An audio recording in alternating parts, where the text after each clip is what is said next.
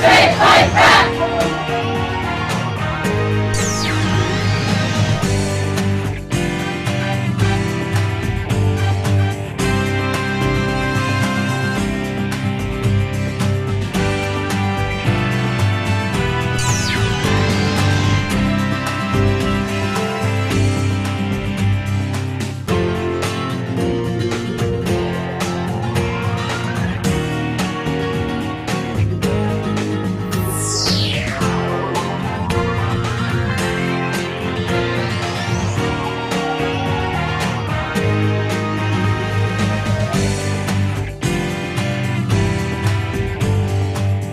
You know, every day here on the Thom Hartmann Program, Louise and I and our team, Sean, Nate, Shira, Dave, Chase, Sue, Nigel, Ron, we all work to put together the very, very best show we possibly can. And there's an enormous amount of work that goes into the show. And one of the things that comes out of that is a lot of content, a lot of specific information that we go through and we dig out and, you know, we want to share with you. And Sue puts that into our newsletter every week. And I think you will, if you don't already receive our newsletter, it comes in email every day, about an hour after we're off the air, or maybe a couple hours after we're off the air. And Sue goes through and pulls literally every link to every story that we talked about and puts it into the newsletter. It's free. We don't sell the list or anything. You complete safety and security. There's no charge. There's no nothing. Just, you know, plug in your email address over at thomhartmann.com. And you get signed up for the newsletter. It's all fairly obvious. You'll see it on the website. So check it out, thomhartmann.com. Thank you.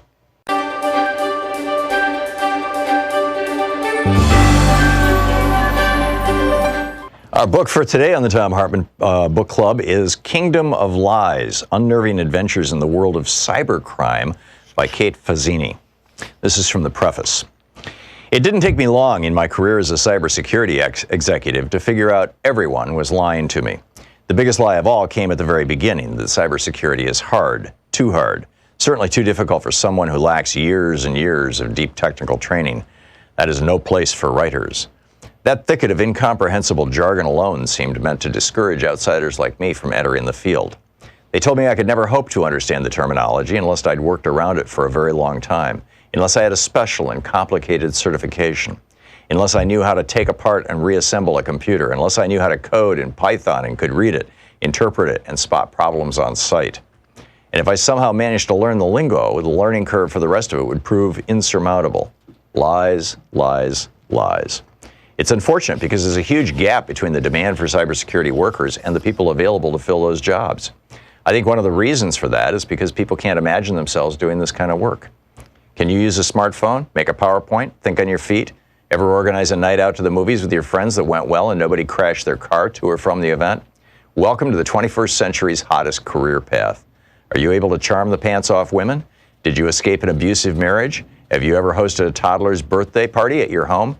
Honey, I want you on my cybersecurity team. After reading the stories in this book, you will understand that what makes cybersecurity complicated is the complexity of human beings. So if you know how to deal with people, you can handle internet security. If you understand what makes people tick, not only will you be able to recognize a threat, you'll be one step ahead of your adversary. During my career as a cybersecurity executive at multinational corporations, a journalist for Wall Street Journal and later CNBC, and a professor at Georgetown University, I've met a lot of fascinating people. From the hackers who perpetrate malicious attacks to the security professionals who try to prevent these incidents from happening, and the alphabet soup of government agencies that do damage control. At the end of the day, they're all fathers, sons, mothers, sisters, and spouses. In other words, people just like us. Yes, the white hats cross paths with black hats and change alliances more frequently than you might expect, but they're driven by the same desires as the rest of us, even if sometimes it feels as if everyone in cybersecurity is allergic to the truth. As a professional, I was told a great many lies about the field I've grown to love so much. After becoming a journalist on the cybersecurity beat, I was told even more. Here are a few. Let me introduce you to the hacker community. This lie is usually delivered with a wink and a nod from someone who thinks they know every hacker on the planet. The truth of the matter is there is no hacker community. Sure, the guys who make a splash at the big annual conferences might say otherwise, but every country, every state, every faction, every identifying group has its own community of people who hack computers. Some of them are extremely conservative. Others are massively liberal. Some fall in between. Some wear suits and ties and work as lawyers during the day, while others look like everyday citizens and have great people skills as they pursue the idiosyncratic agendas. Some are good guys who got fed up with the low pay and boring duties and became criminals. Some are criminals who ended up being good guys. Many start and end their careers on either end of that spectrum. Some, including many you'll meet in this book, are extremely proficient hackers who have no time or inclination to identify with any community at all. As a journalist, I was astonished at the number of people who came out of the woodwork to offer me exclusive access to the hacker community. I couldn't help but notice that the members of the Source's hacker community were often people just like him or her. My point is there are many different types of people working in this field, and I can guarantee you that a lot of them are exactly like you. Here's another lie. He's a luminary in the cybersecurity field. He's probably not. Fame and luminescence don't typically intersect in this field. The people I've met who are actual geniuses aren't famous, and most of them don't have social media profiles. They tend not to pontificate on areas outside their expertise. The people who are constantly headlining conferences and who are so often offered up to me for interviews have less insight than those who stay underground. Anything a high-profile hacker is willing to share typically carries with it a massive and crystal clear agenda that I've learned to spot from a mile away. Even if a conversation is off the record, the intel coming from a top government official or other marquee corporate cybersecurity name carries little novel information. The only people who have illuminated the way for me in this world, and in this book, have been genuine practitioners who never held a C-level title. You've never heard of them, and because I've changed their names to protect their privacy, you probably never will. They are luminaries not because of the degrees they've collected or the events they've headlined, but because they carry a lantern that guides the path for others. These types of people typically don't have a public relations team. One of my favorite lies, he doesn't know what he's talking about. This one is usually delivered by someone who asserts that he or she knows the cybersecurity field better than anyone else. These people will brag that they know what it's like to be a hacker and can do things that no one else in the room can do. I'm always wary of those who try to establish their bona fides by discrediting the expertise of other cybersecurity professionals. The depth and breadth of this field is so vast that anyone who works in it is an expert at some part of it. And I have yet to meet someone who is an expert at all of it, not even close. Every view of an incident is informed by the reviewer, what he sees, what her level of expertise is, and that changes over time. It's like asking someone who lives in the plaza to describe Manhattan. The book is Kingdom of Lies by Kate Fazzini. Want to connect with the show online? You can find the Thom Hartmann Program on Facebook, Twitter, and Instagram.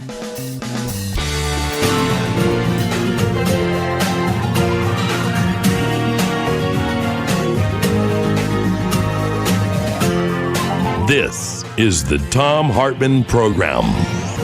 And happy Monday. How you doing today? It's a beautiful day here in Portland, Oregon. Louise and I had a real nice walk in this morning. There is so much in the news. Donald Trump, but I want to start out, Donald Trump. It's like a tick, right? Like he fastens himself on our body politic and sucks the blood out. I wanted to talk about how Trump plans on winning this election. And as usual, it's based on lies. But I mean, this is pretty spectacular stuff. I mean, very spectacular stuff. First of all, there's his lie about socialism. Right? He's saying, oh yeah, you know, Democrats are socialists. I got an email. Well, Fred got an email this morning from the Trump-Pence campaign. Dear Fred, a new Axios poll shows that just 18% of swing voters have a favorable view of socialism. That hasn't stopped every 2020 Democrat candidate. So he can't even write the name of the party. It's the Democratic Party, right? And increasingly, this is showing up. I saw this in a New York Times story yesterday. It's a Democrat candidate or words to that effect. I've seen it. I see it on TV every day. It's amazing how this. Anyhow, that hasn't stopped every 2020 Democrat candidate from embracing the ideas of big government socialists like Alexandria Ocasio-Cortez and Ilhan Omar. Putting the crosshairs on these two women again. 2 out of the 4 of them, to try to appeal to their extreme left-wing base. We've seen socialism completely fail in countries like Venezuela and Greece, while America's economy is as strong as it's ever been thanks to President Trump's America First agenda. President Trump wants to know what you think about socialism and these radical left ideas. Democrats are totally out of touch with the American people. We need to send a resounding message to the left that big government socialists like Alexandria Ocasio-Cortez and Ilhan Omar don't represent the views of the American people. So to send that big resounding message, what do? Click here to give us some money. And sure enough, Trump has raised $140 million so far with this kind of pitch. But it gets weirder. This Judd Legum's got a website, popular.info, and it's called Popular Information, popular.info. And it's basically a newsletter, and I signed up for it when Judd was a guest on this program back, I don't know, a month or so ago. And he's been doing some really, really extraordinary investigative journalism. And this is like the under-the-radar campaign that Trump is running. And, my question for you is, do you think that it's going to work? I mean, will people buy this stuff, that Democrats are all socialists, that, and Trump's pink and purple pitch for women, the lies that he's telling women, that left wing, is filled with violence. We're going to talk with Julio Rivera in the next hour about that. Oh, that's going to be interesting. But Judd points out, Trump only won 41% of women in the election in 2016. 41%. It was 53% of white women, but when you factor in women of color, it was down to 41%. And now that 41% has dropped to 37%. So they've launched this campaign, and in fact, an ABC poll just found that among women generally, Trump loses to Elizabeth Warren by 11 points, to Bernie Sanders by 13 points, to Kamala Harris by 15 points, and to Joe Biden by 20 points. Why? Well, maybe it's because he's been accused of sexually assaulting more than a dozen women. Last week, E. Jean Carroll, or 2 weeks ago, came out and said that Trump raped her in 1996. He launched a full-scale assault on women's reproductive rights as president. He only has 3 women in his cabinet. We haven't seen that low a percentage of women in a presidential cabinet since George Herbert Walker Bush back, 2 generations ago. So as a consequence of this, the Trump campaign has launched this counteroffensive, heavily using Ivanka. It's called Women for Trump. And, for example, they have an ad. These are all Facebook ads, so you don't see them. So nobody's rebutting them. Nobody's talking about them. They're very tightly targeted. They're only going to women. They're only going to women that they think might be swing voters or might be willing to vote for Donald Trump. And this is one. It shows President Trump signed legislation to improve the federal firearm background check system and keep guns out of the hands of dangerous criminals. That's what the ad says, and it's got a picture of a couple of women with, doing a thumbs up as they're looking at their cell phone, and it's got the Women for Trump logo, and it's all pink and blue. But the reality is that, first of all, this is from one of Trump's speeches. He said, everyday citizens across America exercise their constitutional right to defend themselves, their families, and their communities. That's a constitutional right.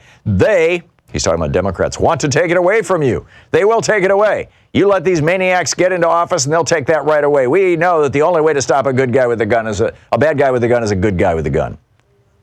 He changed the fugitive from justice law, right? There's a federal law that says fugitives from justice can't buy guns. Trump not only narrowed that definition, but he purged 500,000 records of fugitives from justice out of the federal background check system. So there's only 2,300 in the system now. He rolled back an Obama-era rule that would make it more difficult for people with severe mental illness to purchase guns. Now, he threatened to veto legislation that would have expanded background checks. But none of that is in the Women for Trump ad, right? None of that. And in fact, the legislation that it says he signed, it was just, it was something that was tacked onto a 2018 spending bill. Trump had nothing to do with. And it added $125 million to the National Instant Criminal Background Check System. Big whoop, right? Okay, here's another one. This is another ad. It says, President Trump, this is, again, it's only on Facebook. If you're male, you've never seen these ads. If you're female, you might have seen them, but probably not if you're a progressive or a Democrat. They're going after, Republican women. They need to get those numbers up. And they're going after swing voting women. And they can very tightly target such women as a result of all the information that Mark Zuckerberg is sucking out of our Facebook accounts. So this one says, President Trump supports protecting patients with pre-existing health conditions and diseases, and increasing health care choice for individuals. Right. He signed on to a lawsuit and is defending a lawsuit that would invalidate Obamacare in its entirety, including the protections for people with pre-existing conditions. He has supported legislation that would do the same thing, repeal Obamacare with no replacement. But women for Trump, they get told something completely different. Paid family leave. This is another one. This is another Women for Trump ad. It's all pink. It shows a bunch of women holding up signs that say "Make America Great Again" and "Women for Trump." You know, big smiles, all nice, pretty blonde women. And he says President Trump supports a plan for nationwide paid family leave that gives parents 6 weeks of paid leave to care for their newborn child. Paid leave? Does that mean the employer's paying them? No, it doesn't. Does that mean the government's paying them? No, it doesn't. Well, where does the money come from? Oh, you get to take it out of your own Social Security. This is an attack on Social Security. This is the first step toward privatizing Social Security and viewing it as a savings account rather than as an insurance policy, which is actually what it is. It's an insurance. It's basically an insurance policy, insurance against poverty and old age. And, Ivanka Trump and Marco Rubio are pushing this thing to, take the first major bite out of Social Security. And Trump is saying, Trump supports a plan for nationwide family paid leave that gives parents 6 weeks of paid leave to care for their newborn child. Right. His economic message for women, he says, this is another Trump for women ad, and it's all pink, and it's got a couple of black women looking at a cell phone that's being held by a blonde woman, and, they're like, oh, boy, look at that. And it says, President Trump's policies have created more than 5 million new jobs, and the national unemployment rate is the lowest it's been in 49 years. And the headline, now there are now more than 75 million women in the workforce, which is a record number of women working thanks to President Trump's economic policies. But really, in fact, this is just an extension of trends that started under Obama. And under the last 29 months of the Obama administration, Obama added 6.4 million jobs. The first 29 months of the Trump administration, only 5.6 million jobs. So Trump is not doing as good a job as Obama did in getting jobs for women as well as anybody else. And yet this is what Trump is saying. So is it going to work? Do you, are friends of yours buying into this stuff? Also, I want to talk about just an absolutely brilliant piece that Twitter thread that Tim Wise did. We'll get to that after the break. It's really pretty profound about how to beat Trump, and he's telling this story out. And I believe I retweeted it earlier. If not, I'll look at my Twitter feed during the break at the bottom of the hour, and if I didn't, I will retweet it. But I'm pretty sure I did yesterday. But Tim Wise is basically he was the guy who led the effort to stop David Duke from being governor of Louisiana. We'll be back 16 minutes past the hour. This is the Thom Hartmann Program. How to beat Trump, and more broadly, how to take down the Republican Party. There are ways to do this. We're talking about that in this hour.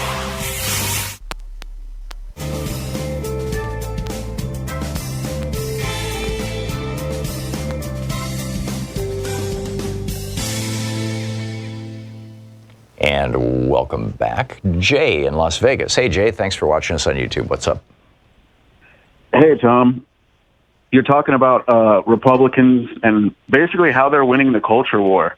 Yeah. And how they're winning at reframing everything. First of all, and lying about things.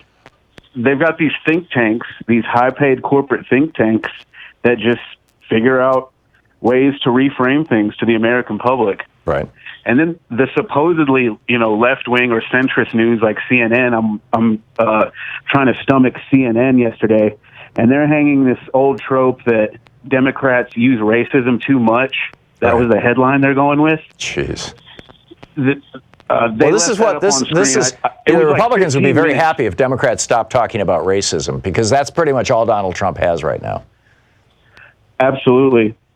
So he's trying to wedge, this jingoist, nativist wedge in there. They're playing language games. They're winning the culture war. They have the high-paid, Ivy League-educated think tanks who they recruit right out of Harvard. they show up and, when you hear someone goes to an Ivy League school, you understand they're going to have a high-paying job when they come out of that schoolhouse, right? And the people who give them those high-paying jobs, they're the Republican think tanks and the Republican-operated businesses. The true, left, which you and I, as we know, there is no true left. I mean, the Justice Democrats are just now getting organized, and we've got to fight against third way. So our party, the left, is obviously fractured. We can't get one-party control. If you look historically, even what we're calling the left, the Democrats and us, we can't get one-party control. The Republicans, they go more for one-party control and always do better at maintaining that. And how they do it is through the culture war. What they've done is we appeal to communities of vulnerability as progressives, right? We go out and find vulnerable communities, and that is where we gain our political hay, is by helping communities of vulnerability, right? Well, yes and no. I would say that traditionally the Democratic Party has also been the party of working people. But, the fact of the matter is, to put it in your frame, Reaganism has made working people vulnerable. So, basically the Democrats stand up for the little guy. That's the bottom line. Republicans stand up for the billionaires. That's where they're winning the reframing war, is that they're reframing to Americans that, even considering that you're in a vulnerable community, that's just your personal weakness. That's based on a personal flaw within you. Yeah, and this has been their sales pitch since crisis. This has been their sales pitch since the 60s. I mean, this used to be William F. Buckley's mantra. This is what Rush Limbaugh started with.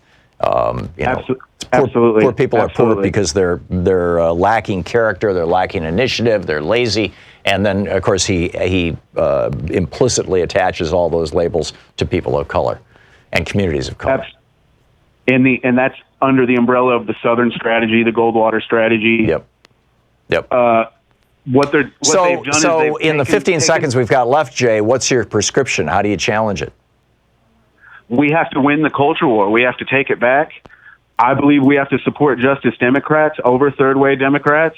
Currently, we as progressives, I think that's a given. But what's the bumper sticker? What's the message? What's the headline you would put out? Man, we just have to win the culture war. Yeah. It's old. We have to bring the working class back. You're right. The working class did move over to the right because they just felt like that was a better play to them. Yeah, I think that's the sweet spot. I really do. Jay, thanks a lot for the call. We'll be back.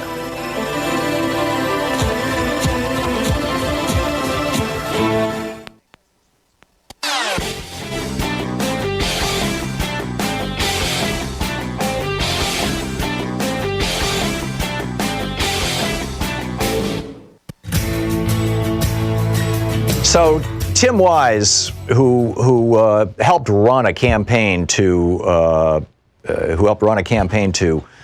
basically keep David Duke from becoming either Louisiana's, I believe it was a senator from Louisiana, perhaps it was House of Representatives, and then Duke ran for governor of Louisiana.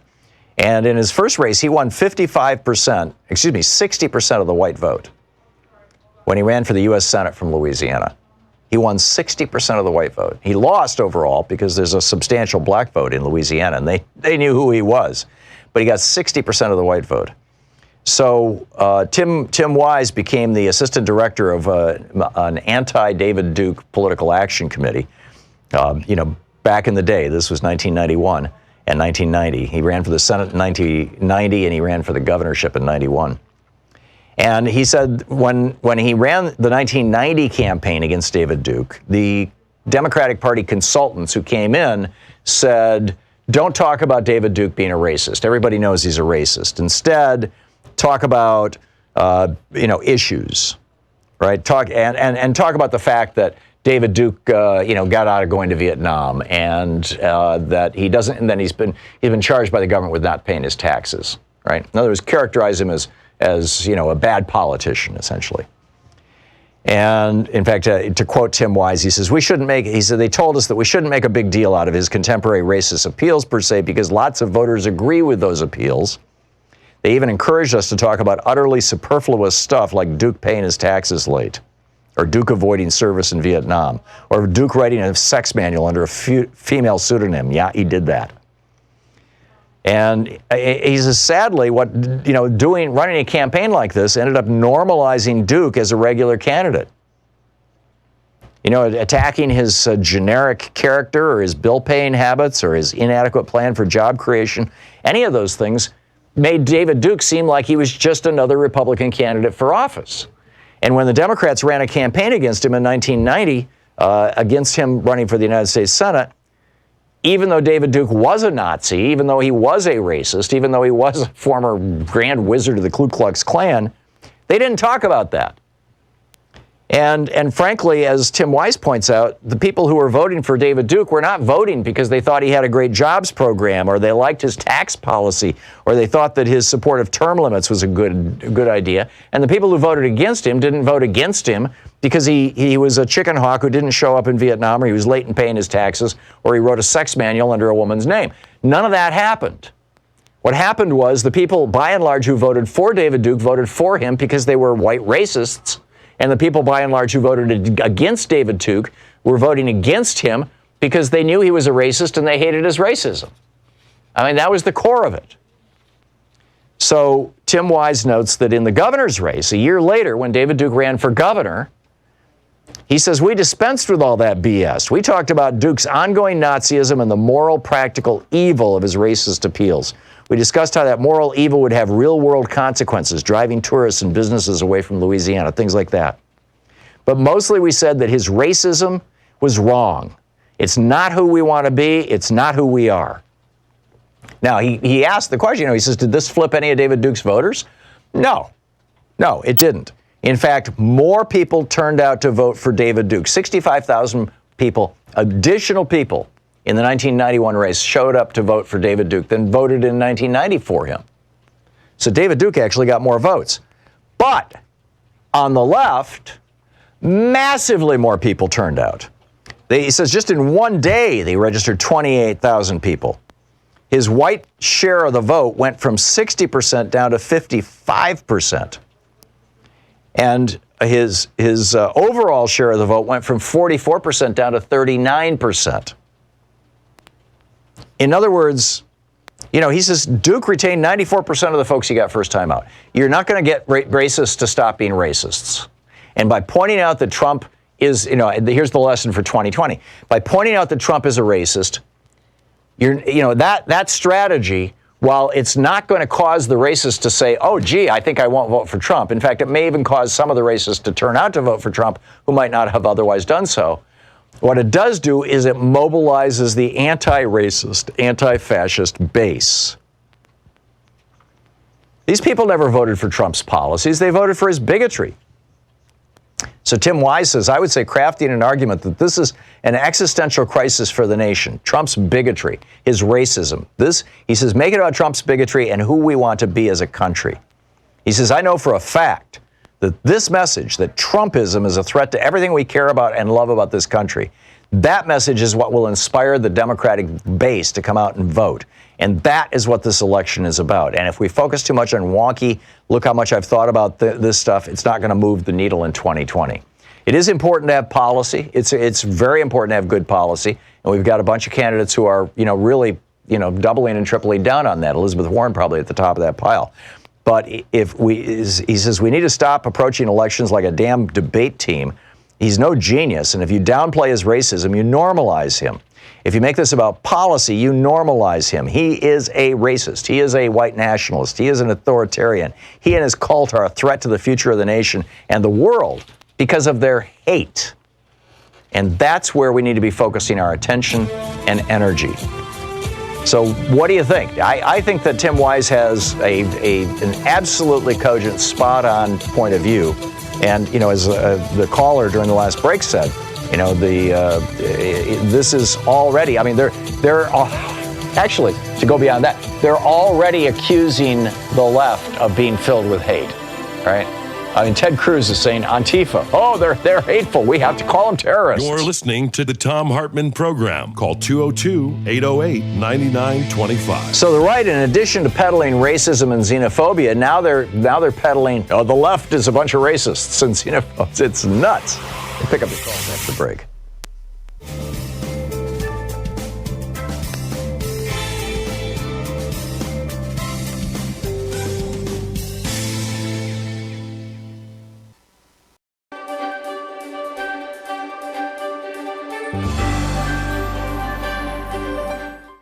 It's the Thom Hartmann University Book Club. Today we're reading from The Undercommons, Fugitive Planning and Black Study by Stefano Harney and Fred Moten.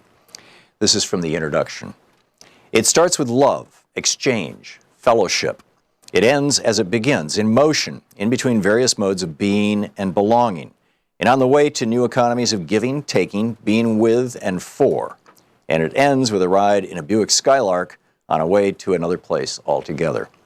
Surprising, perhaps, after we have engaged dispossession, debt, dislocation, and violence, but not surprising when you have understood that the projects of fugitive planning and black study are mostly about reaching out to find connection. They are about making common cause with the brokenness of being, a brokenness, I would venture to say, that is also blackness, that remains blackness, and will, despite all, remain broken because this book is not a prescription for repair. If we do not seek to fix what has been broken, then what? How do we resolve to live with brokenness, with being broke, which is also what Moten and Harney called debt? Well, given that debt is sometimes a history of giving, at other times a history of taking, at all times a history of capitalism, and given that debt also signifies a promise of ownership but never delivers on that promise, we have to understand that debt is something that cannot be paid off. Debt, as Harney puts it, presumes a kind of individualized realization to a naturalized economy that is predicated upon exploitation. Can we have, he asks, another sense of what is owed that does not presume a nexus of activities like recognition and acknowledgement, payment and gratitude? Can debt become a principle of elaboration?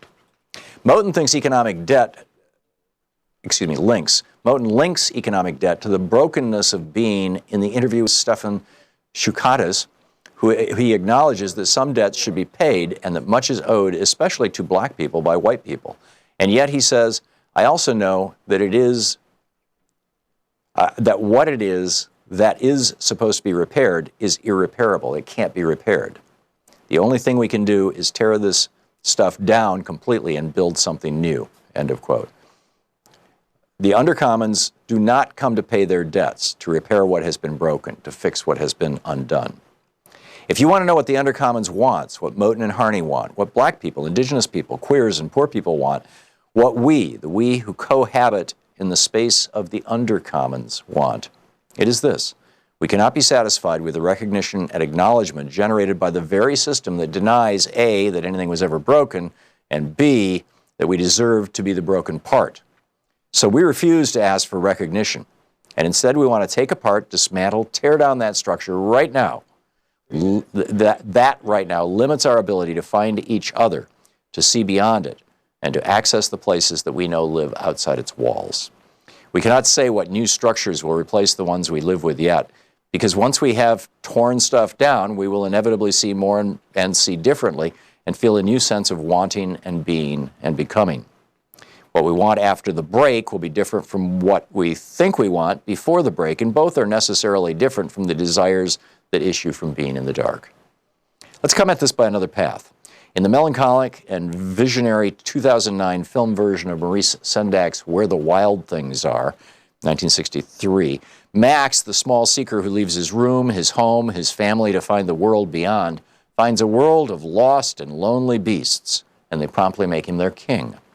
Max is the first king the wild things have had, whom they did not eat, and who did not, in turn, try to eat them. And the beasts are the first grown things that Max has met, who want his opinion, his judgment, and his rule. Max's power is that he is small while they are big. He promises the beasts that he has no plans to eat them, and that this is more than anyone has ever promised them. He promises them that he will find ways through and around and will slip through the cracks and re-crack the cracks if they fill up. He promises to keep sadness at bay and to make the world with the wild creatures that roared their terrible roars and gnashed their terrible teeth and rolled their terrible eyes and showed their terrible claws. That Max fails to make the wild things happy or to save them or to make the world with them is less important than the fact that he found them and he recognized in them the end of something and potentially the path to an alternative in his world, or an alternative to his world, excuse me. The wild things were not the utopian creatures of fairy tales.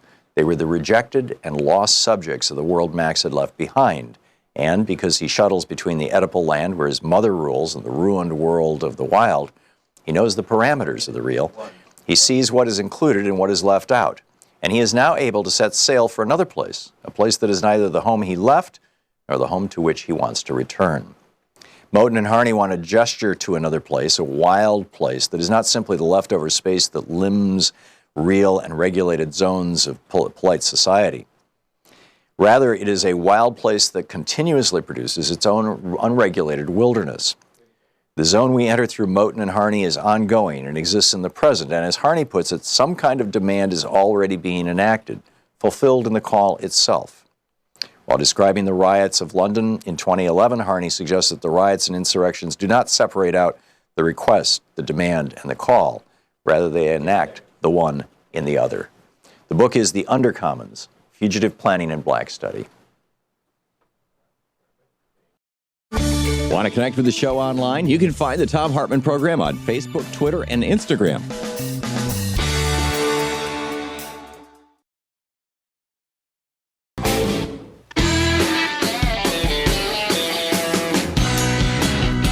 Welcome back. Thom Hartmann here with you. Your thoughts on all this weird strategy that Trump is following of basically he doubled down again this morning. Just a few minutes ago, he was leaving to go to John Paul Stevens' funeral and did a little press scrum and said that the squad are all racists. Right? I mean, this is what George Wallace used to say. Those black people who are calling me a racist, they're the real racists.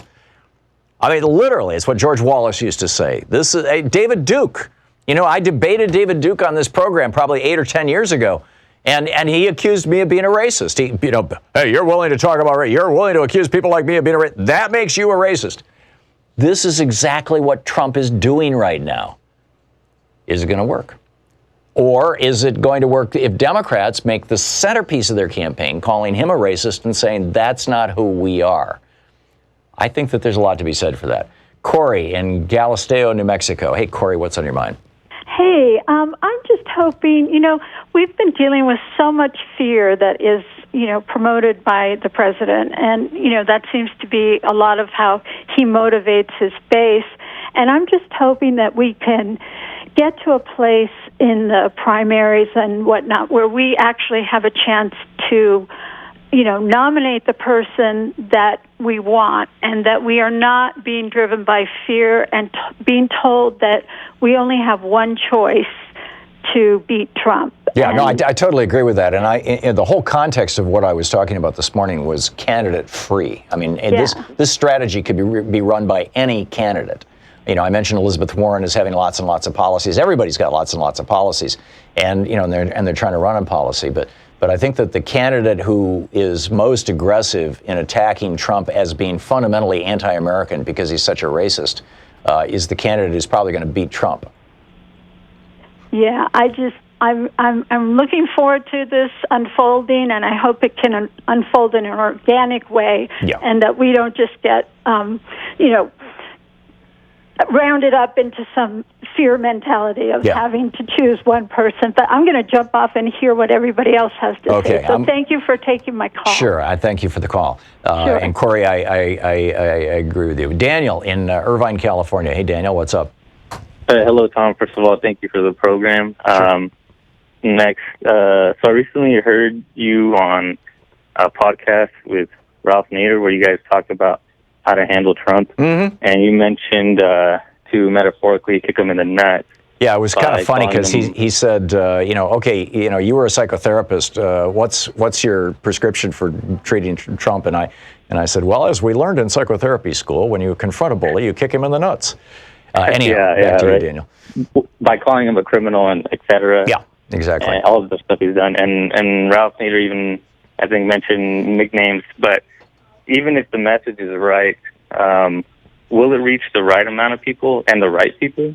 Well, I think it depends on how the message is delivered. The Trump campaign has figured out that delivering messages filled with lies, even. I mean, this whole Women for Trump thing, literally every single ad that they're spending millions of dollars. I mean, he's spending $1 million a day on Facebook right now, and has been for over a year now. So, their campaign, of lies on Facebook has been, was successful in 2016, and they're betting that it's going to be successful again in 2020. And I think, frankly, it is. I mean, what we're seeing is Trump's numbers going up with certain groups. And I think it's going up with those groups who are getting these messages delivered to them via Facebook. Hispanics are getting messages delivered to them from the Trump campaign that by and large says that Democrats want to kill babies, and if you're Catholic, you can't vote for a Democrat. And African Americans are getting messages delivered to them from the Trump campaign on Facebook, sometimes not even being identified as Democrats want open borders so that all these people from south of the border can come in and take your job. And African Americans have for centuries just been trying to achieve job parity with whites. And so these are powerful messages that they're delivering under the radar screen. But anyhow, you were saying, Daniel. Oh no, yeah, I was pretty much. I think I already asked what I wanted to. Yeah. And, okay. Well, I think that it will work for Democrats if they take a page. And thanks for the call. If they take a page out of that playbook and start using Facebook aggressively and other social media to promote this stuff. Tim in Beaverton, Oregon. Hey, Tim, what's up? Yeah, Tom, I enjoy talking to you. I have a printout in my hand right now, and it's from the Southern Poverty Law Center, which I'm sure you're familiar with. Yeah. And it says active hate groups at all-time high. It says 1,020 active hate groups. Ku Klux Klan, neo-Nazi. I mean, this is what's working for that guy. Yeah. It's gone exponential since Obama was in office, Yeah. And one of the real key characteristics, I was in sales and marketing for 35 years, and I was in the auto industry for most of that. I've been in the same neighborhood for 29 years. You can imagine what I've seen. I've seen families grow up. I'm the last original owner. And the complacency aspect is really hurting the liberal vote in this country, because a lot of people in my neighborhood are decent people, but they're living paycheck to paycheck, and they don't have any interest in politics. It's scary. Yeah. Only 2 people out of 22 homes take a daily newspaper. Wow. They don't want to know what's going on. It's scary. Yeah, really. and I think for some people they're just overwhelmed. They are, because they're trying to keep a roof over their head. Right, exactly. A member of my family has just said, no more news. I can't handle it anymore. It's you got it's it right too on bizarre. the money there. And what's happening, and a lot of people don't really understand this, is that there's 2 key elements to any society. Period. Housing and transportation. Obama turned both those around. If you remember in 2012 with Romney and the Republicans, they were campaigning on letting the auto industry go bankrupt. Right. He turned that around, and you know what it did? It created millions of jobs. It was the most successful auto industry we've ever had. I was in it for 20 years. I know how it works. Yeah. Yeah, So no, I'm with you, and this has to be the message. Thank you very much for the call, Tim. Spot on. Doug in Hamul, California. Hey, Doug, it says here you want to say that Trump is not a racist. Really? Well, Trump, Con, nice to hear from you again. It's been a long time. Right. What's up, Doug? Now, Trump, you keep crying wolf about racism. People turn it off. It goes in one ear and out the other ear, and everybody gets numb. So when you say that the Democrat candidate that So if Trump is not a racist, Doug, who is? Oh, wait. Can you let me finish? I'm going to just Sure. want you just cut me off and this is what you guys always do. Finish your Every sentence, Doug. progressive shuts down Doug, a debate. chill out. Everyone. Finish your sentence. Every progressive shuts down a debate. Are you going to That's what finish you your do. sentence, or are you going to whine like some snowflake? No. This Come is on, what I'm going Doug. to say. Which is it? Are you pathetically? I'm going to say that challenged Trump's here? tweet was not racist. It was stupid. It was lazy because it didn't even bother to find out that those other congressmen were even born in the United States. So that was stupid and lazy, but it wasn't racist. Omar is going to end up being deported or go into jail because she scammed and the immigration laws, bank laws, student loans. I think she's going to end up being shot because of this kind of rhetoric, Doug. I'm very concerned for her safety. Your buddies, the Antifa buddies, they're going to be taking out Andy Milg, and they're the ones doing all the violence. You know that. So don't be this progressive propaganda about the right. Oh, man, it's your Doug. side that's all. If you're actually believing this, when there has not been a single person, over 50 people were killed by right-wing terrorists last year, and there was not a single person killed by a left-winger. I just don't believe it. You don't believe it? Okay, well, back to Fox News then. Doug, thanks for the call. Elizabeth in Lowell, Massachusetts. Hey, Elizabeth, what's on your mind? Elizabeth? No Elizabeth. Okay, let's try Will in Salem, Oregon. Hey, Will, what's up? Hey, Tom, how are you? I obviously the racism thing is obviously a big deal. I actually I think Democrats still should go back to simple FDR. And if I had to FDR, if I had to make a bumper sticker, it would simply be this: FDR was a democratic socialist. It is as simple as that. Yeah. Vote FDR. Yeah. The racism is a big deal. I get that.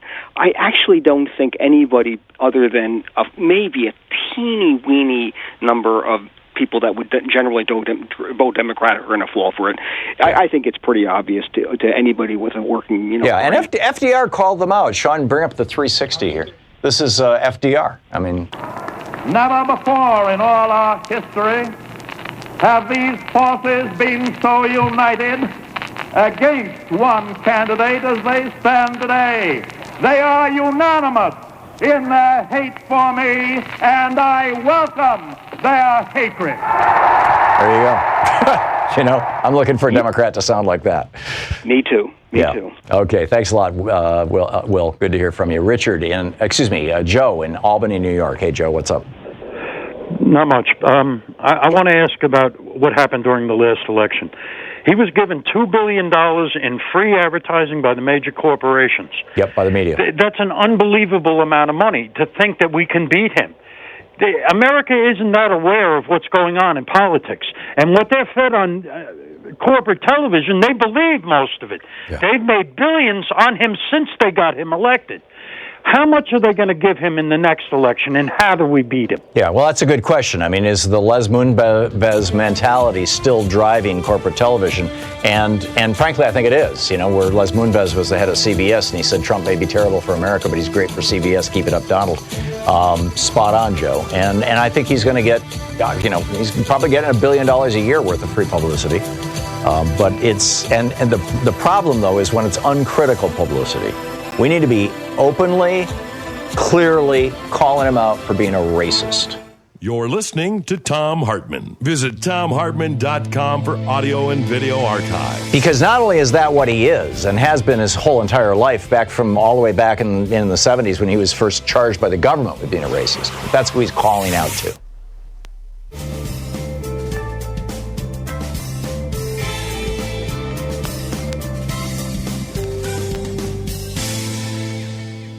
And welcome back, Richard in Kirkland, Washington. Hey, Richard, thanks for watching Free Speech TV. What's up?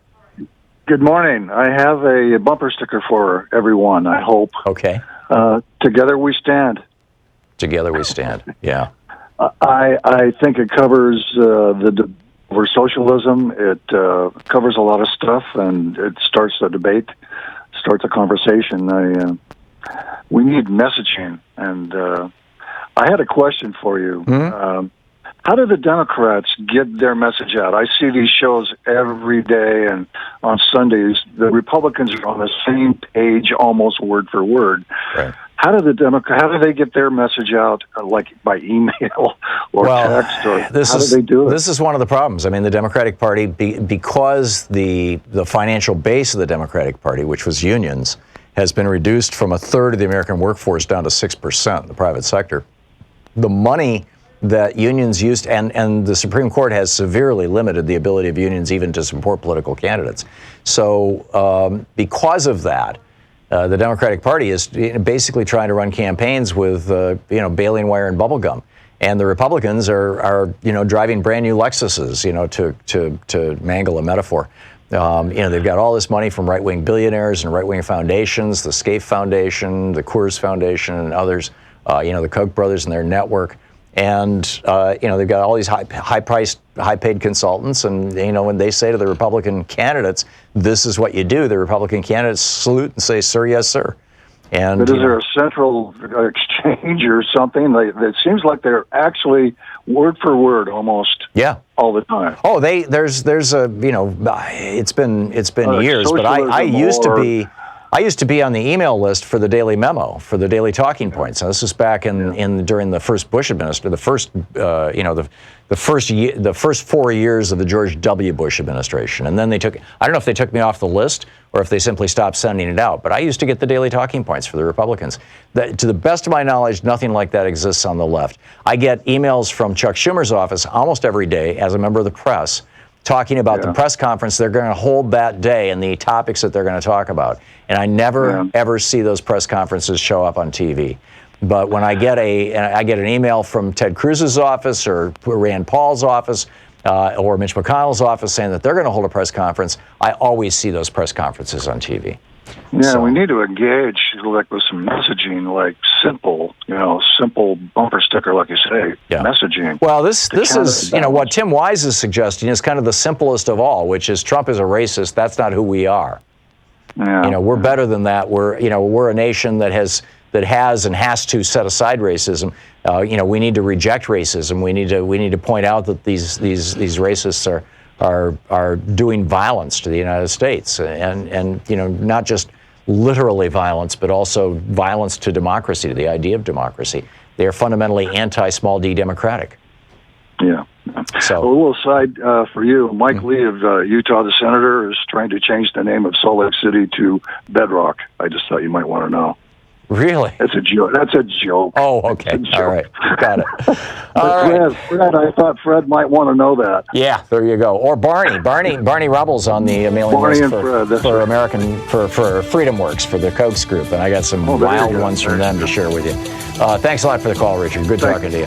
We'll be back. It's 49 minutes past the hour. Stick around. It's the Thom Hartmann Program, occupying the media 3 hours a day, 5 days a week, defending America from the weapons of mass deception. We'll be right back.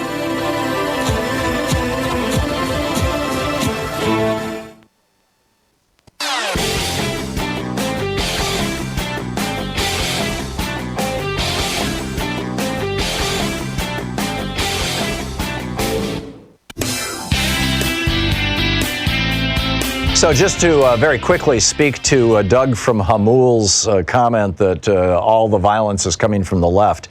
The Anti-Defamation League, and this is, they're no shrinking violence. This is, and they run the Center on Extremism, and they look at extremist violence in the United States, left, right, everything else.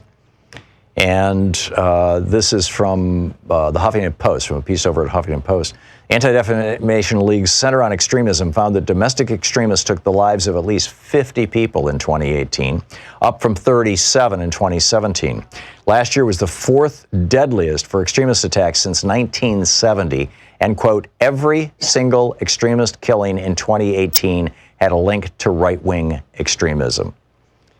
End quote. The FBI reported a 17% jump in hate crimes in 2017. We don't have statistics for 2018 yet. The far right accounted for 73% of extremist murders in the United States over the 10-year period from 2009 to 2018, compared to 23% by Islamic extremists. And if you add 73 to 23, you get 96. The remaining 4%, I don't think any of them were lefties, frankly. They note right-wing extremists have been one of the largest, most consistent sources of domestic terrorist incidents in the United States for many years. They have murdered hundreds of people in this country over the last 10 years alone.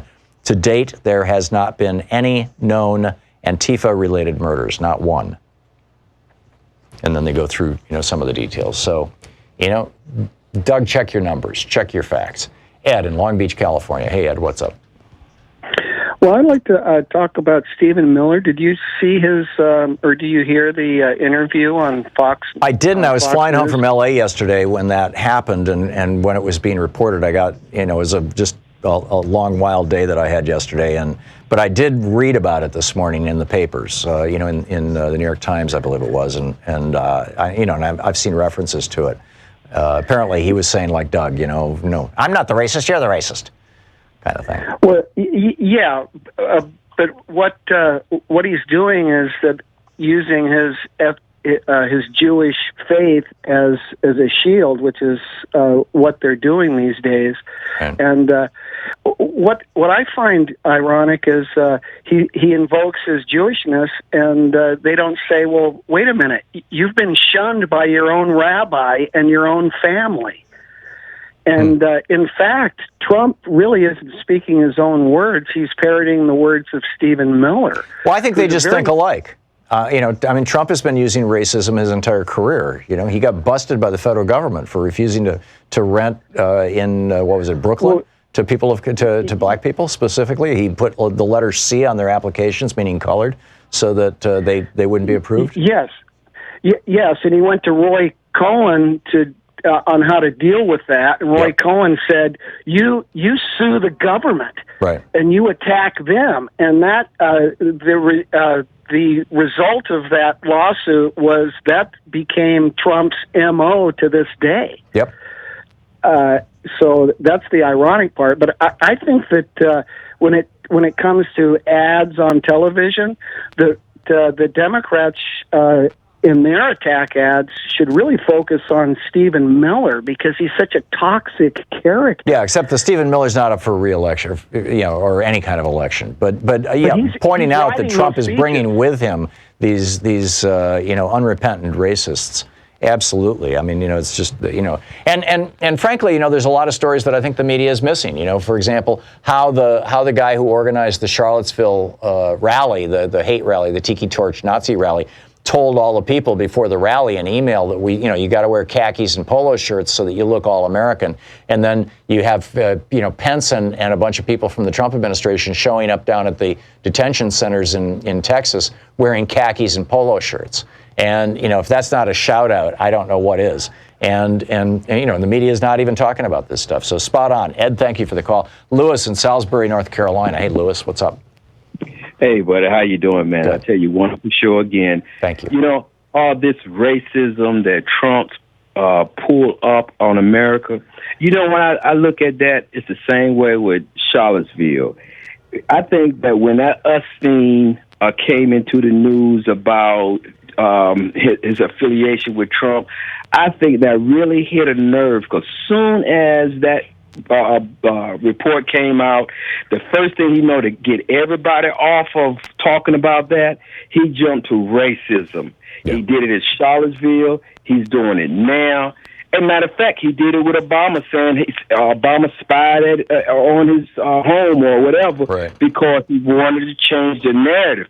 This is what this is. But sadly, man, what really gets me, and I hear you talk about it, and I hear others talk against it as well, we need more white people. I mean, we need more white people to talk about this.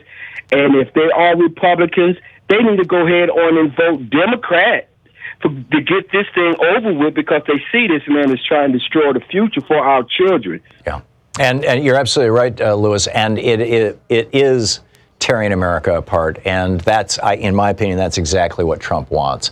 So, Warren, thank you very much for the call. Chloe in Tacoma. Hey, Chloe, what's up? Hi, this is the first time I've ever called, so hopefully I can do this quickly. Thank you. Okay.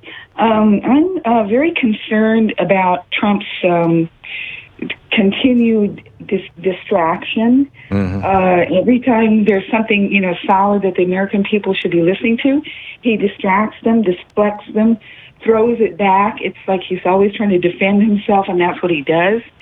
And I'm just thinking, here's the Mueller testimony coming up this week. Yep. I'm just wondering what horrible thing he's going to do to create a distraction so that people don't watch and don't listen and don't hear. And that's it will be interesting to see. Originally that rally that he had in, North Carolina, as I recall, last Wednesday, that was planned for the day that Mueller was supposed to testify, and they planned it that way to distract from the Mueller testimony. And he was just, going to go out there and say something outrageous and reset the news cycle for the next day, so the Mueller testimony would fade away. I'm guessing that he will do the same thing all over again.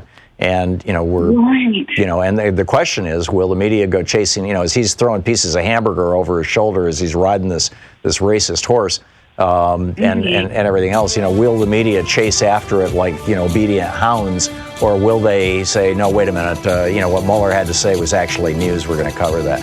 We'll see. Chloe, thank you. Thanks a lot for the call. I appreciate it. And we'll be back in just a moment. In fact, Julio Rivera is going to drop by, and we're going to be talking about this kind of stuff.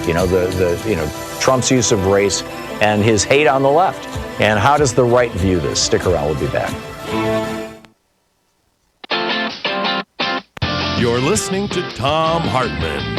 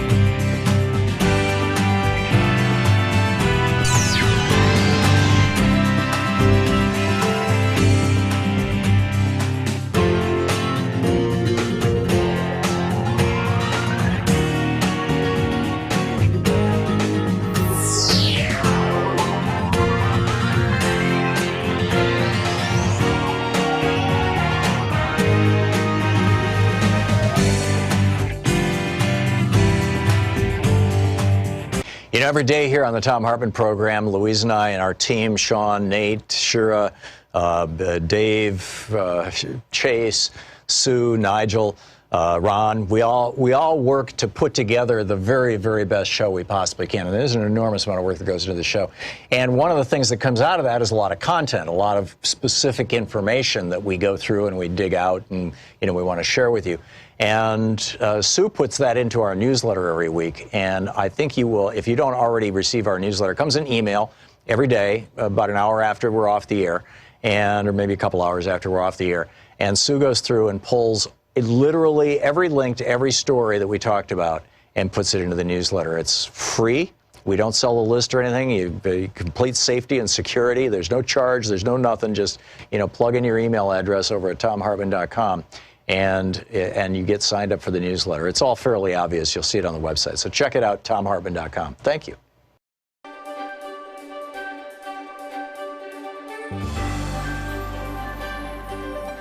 It's the Thom Hartmann University Book Club. Today we're reading from Unequal Protection, How Corporations Became People and How You Can Fight Back by Thom Hartmann. This is from the introduction titled The Battle to Save Democracy. Excuse me. On September 2nd, 2009, the transnational pharmaceutical giant Pfizer pled guilty to multiple criminal felonies. It had been marketing drugs in a way that may well have led to the deaths of people, and that definitely led physicians to prescribe and patients to use pharmaceuticals in a way that for which they were not intended. Because Pfizer is a corporation, a legal abstraction, really, it couldn't go to jail like fraudster Bernie Madoff or killer John Dillinger. Instead, it paid a $1.2 billion criminal fine to the U.S. government, the biggest in history, as well as an additional $1 billion in civil penalties. The total settlement was more than $2.3 billion, another record. None of Pfizer's executives, decision makers, stockholders, owners, or employees saw even 5 minutes of the inside of a police station or a jail. Most Americans don't even know about this huge and massive crime, nor do they know that the criminal never spent a day in jail. But they do know that in the autumn of 2004, Martha Stewart was convicted of lying to investigators about her sale of stock in another pharmaceutical company. Her crime cost nobody their life, but she famously was escorted off to a women's prison. Had she been a corporation instead of a human being, odds are there would not have even been an investigation. Yet over the past century, and particularly the past 40 years, corporations have repeatedly asserted that they are, in fact, persons, and therefore eligible for the human rights protections of the Bill of Rights.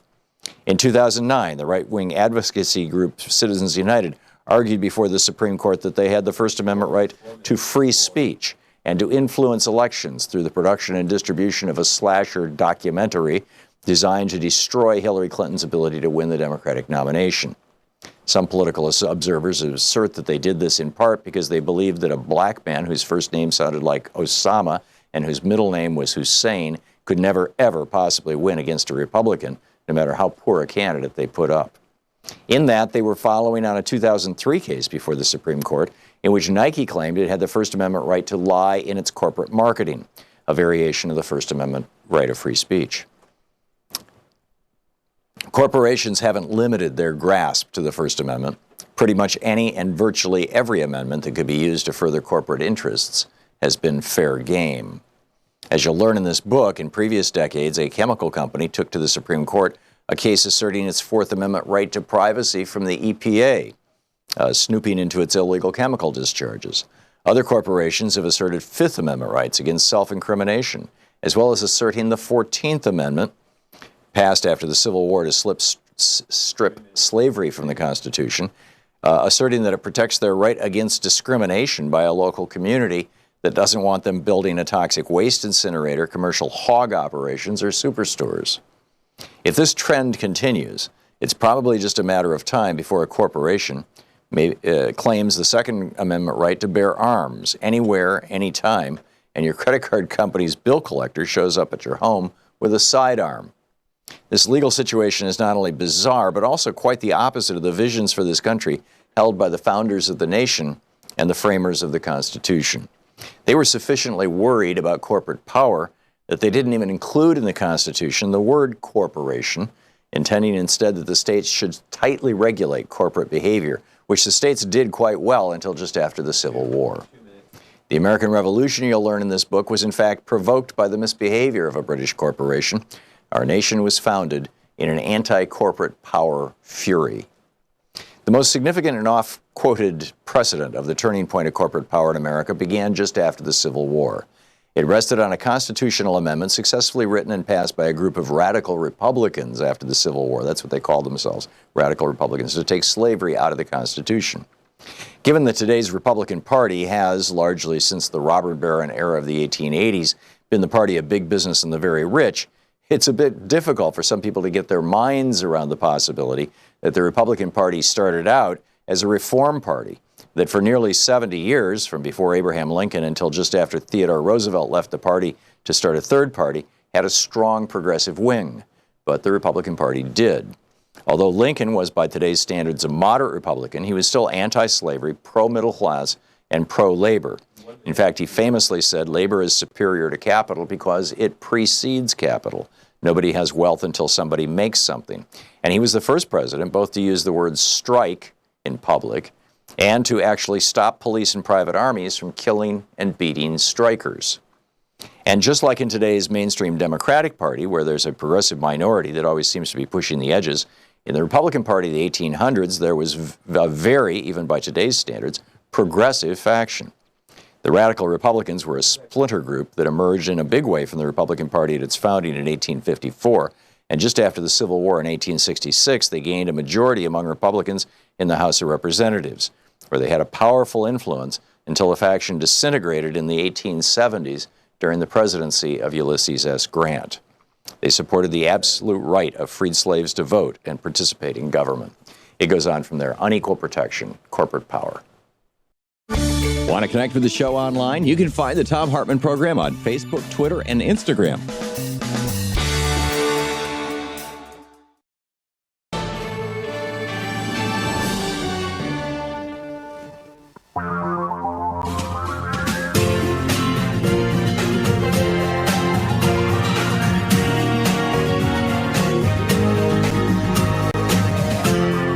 This is the Thom Hartmann Program. Welcome back. Thom Hartmann here with you. We've been talking about Donald Trump using basically racism and hate as a campaign strategy, and whether that's going to be working for the Republicans or not. It's certainly going after Barack Obama, has caused an explosion in hate groups in the United States. We're now over 1,000 of them. Definably, the Anti-Defamation League Center on Extremism found that domestic extremists, that's, right-wing terrorists in the United States, killed 50 people last year, 2018, 37 people in 2017, making last year the fourth deadliest for extremist attacks since 1970. One of those most deadly years was 2001 when Muslim extremists, but every single extremist killing in 2018 had a link to right-wing extremism, according to the ADL. The far right accounted for 73% of extremist murders over the 10-year period from 2009 to 2018, compared with 23% by Islamic extremists. Nobody killed by an Antifa person ever. So how does Trump do this? How does the right say, oh, no, it's those violent lefties out there that you have to worry about? Julio Rivera is with us. He's the editorial director of Reactionary Times, columnist with Newsmax, American Thinker, and townhall.com. ReactionaryTimes.com is the website. You can tweet him at, oh, yeah, it's Julio. And hey, Julio. And by the way, when we had brunch in New York a couple of months ago, you told me you were moving to Europe, and you're now there. Real quickly, because we've talked about this on the air as well as off. What do you think of it? And what do you think of? I don't know if they have a national health care system in whatever country you've landed in. Where are you? I actually am in Plovdiv, Bulgaria. That's where we've moved Reactionary Times global headquarters to, and I love it. I'm having a great time. It's a nice, diverse mix of people here, and it's a really good time, really friendly. I'm happy to be here. That's great. So tell me, how does this work? How is it? Ted Cruz has said that Antifa should be labeled a domestic terrorist organization, which would first of all, there is no central Antifa to the best of my knowledge. But I mean, basically, it's an abbreviation for anti-fascist. How does this work to the advantage of the Republican? You got Joe Scarborough this morning calling out Trump, saying, Ilhan Omar never called our nation garbage. It was actually Donald Trump who said that. She called the Republican policies garbage. I mean, how does this work for you guys? You know what? First off, the president, I think, has been unfairly victimized here as a result of those tweets that he sent out. I mean, I've read these tweets backwards, forwards, dissected them. 8 different ways to Sunday. There was nothing racist about these tweets at all. You've never been told to go back to the country you came from? Decided to stand up. Why is that racist? If you don't like the United States of America, leave. I don't understand. I've never understood that concept. He was speaking why is that racist? He was speaking to 4 women of color. I mean, you're Hispanic. Have you not ever, has no white person ever said to you, go back to where you came from? Well, you know what? I'm going to tell you like this. This is my theory on that. As a Hispanic, we found this place. I don't want to hear anything from anybody of any color. At the end of the day, America was discovered under the Spanish flag. This land is my land. So, I mean, if somebody tells me to go back home, I mean, what am I going to do? Go back to the United States? I mean, that's where I'm from. But my point is, and I think you maybe just made my point, is that go back home is a racially based slogan. I mean, it has been forever. No, it's not necessarily. It has nothing to do with race. All right, so let's say we had a bunch of European, I guess you could run for Congress and not necessarily have been born in the United States. So let's say we had a whole bunch of people here who were from Nordic countries and they wanted to install socialist policies in the United States. 5% of Congress, by the way, made that same comment about them. It wouldn't have been seen as a racist comment. But he didn't make that same comment about them. You got 5% of the U.S. Congress right now are naturalized citizens, 5% of them. And I believe that only 2 of them are people of color. There is a number of, in fact, there was a Republican on I think it was CNN a couple of days ago, who, looks and sounds just like, quote, an American, right? White guy, but he said, hey, I came here from Poland when I was a kid. And when my English wasn't as good in elementary school, people constantly use the taunt, go back where you came from. I mean, this is hurtful stuff. Listen, I mean, go back where you came from applies to anyone who's not a Native American at this point. So, I mean, I just think it's ridiculous. This is the outrage mob. People want to be upset about something. So how does this work? And everything that Donald Trump has done since June of 2015 has been seen through the context of race. I wrote a column for ReactionaryTimes.com, and I broke down where the true racism is. The true racism is not on the right. It is on the left. We've talked about this, I believe, before. Simone Sanders, who was the communications director for your boy, Bernie Sanders, saying that we don't need Howard Dean and we don't need white men running the Democrat Party. That's racism, but she gets to get away with it because she's a member of the Democrat Party. She would have called it the Democratic Party, which is the actual name of it.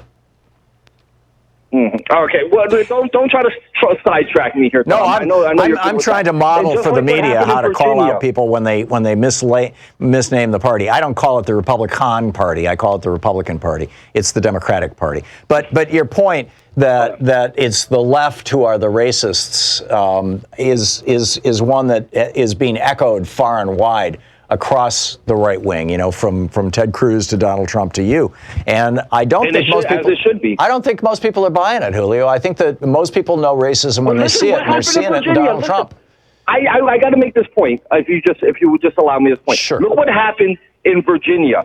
Ralph Northam, and then you had the Attorney General, blackface scandal. Nothing happened to them. Well, it turned out there was no evidence that it was actually him in the picture. Officials, They're not sure how that picture got on his page, but that's one guy. I mean, here Donald Trump called Mexican immigrants rapists. 3 guys. It was the entire. Let me give you some quotes from Donald Trump. These are actual quotes from Donald Trump. Laziness is a trait in blacks. Immigrants from Haiti all have AIDS. When did he say that? First off, I've never heard him say that. He said that about 3 years ago. So I hope that you're sourcing that correctly. No, I am sourcing it. And these are actual quotes, and you can Google any of these. Trust me. He said Nigerian immigrants who saw America would never go back to their huts. He said we need less immigration from Africa and more from Norway. He said he spent 8 years claiming that President Obama wasn't actually an American, that he was which was started by Hillary Clinton, of course. Right. Yeah. He falsely said, he lied. He said Obama issued a statement for Kwanzaa but failed to issue one for Christmas, trying to racialize the Obama presidency again. He repeatedly retweets white nationalists, just did it again 2 days ago. He said that some of the people marching in Charlottesville were very fine people. He called Elizabeth Warren Pocahontas. He called protesting black NFL players sons of bitches. He wouldn't disavow David Duke. But let me say he something, referred Tom, to a Hispanic Miss Universe as Miss Housekeeping. Okay, listen. Let me contradict you on one thing. You said earlier that nobody has died as a result of Antifa, sourced violence. The fact of the matter is, what happened in Charlottesville, and I'm glad you brought up Charlottesville because it made me remember that. Michael Signer, the mayor of Charlottesville, instructed his police force to walk opposing groups together and then told them to stand down merely for bad optics. That led to the death of that young woman. So don't ever claim. No, what led to the death of that young woman was left-wing or Antifa source violence. What led to the death of that young woman was some triggered snowflake right-wing incel who decided he was going to drive his car to a crowd of people. No, it was Michael Signer walking the two groups into each other, Tom. That's why there was a fight, because instead of doing the right thing, which was to keep the groups away wait a minute. from each other, let me get this straight. They incited and agitated it. Julio, let me get this straight. Are you saying that if you and I, or somebody representing your side and somebody representing my side, are pushed together and your side decides to kill somebody on my side, that's the fault of the people who pushed us together, not the fault of the people who decided to do the killing? You're sensationalizing it, Tom. That's not what happened. Where was the intention? Friday night in Charlottesville, and I remember that because I covered it extensively for reactionarytimes.com. What wound up happening is that Friday night, there were peaceful protests. There was no violence. The next day, once the news got out that that they were protesting, taking down these statues, the left mobilized. They're paid protesters. The way it always happens. Paid by whom? Funded type little groups. They show up the next day. Paid by whom? It didn't have to result. Who was paying Heather Heyer to be there? Who was paying Heather Heyer to be there? What evidence do you have? I don't have access to our finances. I'm not saying that every single person there was a paid protester. I don't think anybody on the left was a paid protester. That happened. Listen, MoveOn.org took credit in Chicago a few years ago. But they don't pay protesters. Where a woman got beaten. A woman got beaten by left-wing agitators. Oh, my God. Act like it doesn't happen. Oh, my God. No, violence happens sometimes, and violence, but so far, thank God, knock wood, so far, no Antifa person has killed anyone. Like Ilhan Omar there with the way you dismissively said that. Listen, a woman got beat in Chicago, and they had to cancel a Trump campaign rally. That's a violation of his free speech, and that woman was violated. She was physically assaulted. And isn't that sad? Just to close this up, Julio, because we're going to hit a hard break here in a minute and 12 seconds. How is hate a winning strategy for Trump? That's not his strategy, and that's not why telling people to go back where they came from. How's that not hate? He brought more people together, and than Hillary Clinton could, and her establishment ties, and people were sick and fed up with it, and that's why he won. And he's going to win in 2020 with love, not with hate. And that love is go back to the country you came from? No, it's a love for America. And if you don't love America, sure, you can go where he said it. They can leave. They can come back. They can do whatever they want because this is a free country. And you think that's going to be going to be a winning strategy? Okay. I hope you're wrong. I wouldn't be surprised if you win 35 states. I genuinely hope you're wrong, and I fear you might be right. Julio Rivera, the editorial director of Reactionary Times, columnist with Newsmax, American Thinker, and townhall.com, reactionarytimes.com. You can tweet him at, oh yeah, it's Julio, Y-E-A-H. It's Julio. Julio, thanks for dropping by today. All right, thank you so much. I'll see you soon. Yep, good talking with you. We'll be back.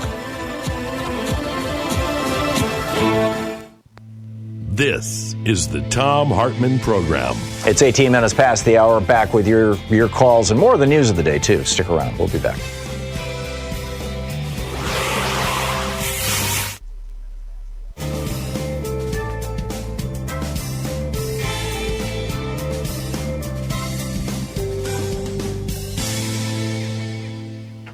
And welcome back. Oh, my goodness. Let's see here. Robert in Greenville, North Carolina. Hey, Robert, what's on your mind today? You have a theory about how to beat Trump, it says here? Well, I just think that the Democrats don't use everything that Trump gives them to use. I recall before the midterm elections when Trump was coming out with all that, scare tactics and also promising the middle class citizens of the United States another tax cut just for the middle class this time. And he was making that promise right after the midterms. And, of course, that was just BS, to get the votes. Right. And it's just like, the Mexicans are going to play the ball, and we let them off. Not one Democratic person has said, let's do that middle class tax break you promised that you're going to give the middle class right after the midterm. Right. Let's work in that together and see what nobody's brought that up. Oh, I mean, the guy's told 10,000 lies since he became president. Probably pushing 11,000 now. How do you respond to everyone? Well, that was a key one, though, that he was promising the middle class a tax break right after midterms. Right. And then, they lost the midterm. Even if they would have won the midterms, we wouldn't have got the tax break. But those are things that he's lying to his base, not only lying to the Democrats, he's lying to his base. And even he threw his base, I was in that parking lot protesting in Greenville, North Carolina.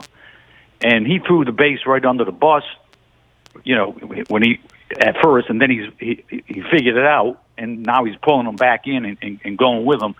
But I just feel like the Democrats let him get away with everything to the degree that when President Obama was, had those 2 terms, I mean, they even had Netanyahu come here without even asking. Yeah, without even telling the president. I mean, it was insanely disrespectful. They wrote letters against the. Right. Tom Cotton wrote a letter to the Ayatollah saying, "Don't pay any attention to President Obama." Right. I mean, and the Democrats always seem to be 2 steps behind and forgetting half of the things they need to do. Yeah. And it's just very frustrating. And believe me, at that Greenville, his base, there's no reaching his base. No, and that was my point. Don't even try. Instead, shame them. I mean, frankly, I think most of them have no shame. But point out that they are enabling a racist, and therefore, in all probability, they themselves are racists. They are racist. I saw that firsthand. I didn't go inside. I went in. People were out there at 4:00 in the morning. When was this? They started getting in line at 4:00 in the morning. When they had the Greenville, North Carolina. Are you talking about last week? Yeah. Wow. Okay, so you were there protesting Trump. In the morning, the 4 a.m. in the morning, and Trump wasn't coming on till late. Right. And then they had his daughter-in-law, get the crowd all riled up, worked up for him. Yeah, Eric's wife. And these guys are like, they're following him around like, they're like Grateful Dead groupies. I mean, it's pretty amazing. A lot of people have gone, to multiple Trump rallies over and over and over again. Robert, thanks for the call. I share your concern that we need to have better messaging. That said, I am constantly getting press releases from Democrats about press conferences they're holding, calling these things out that simply never get covered by the media.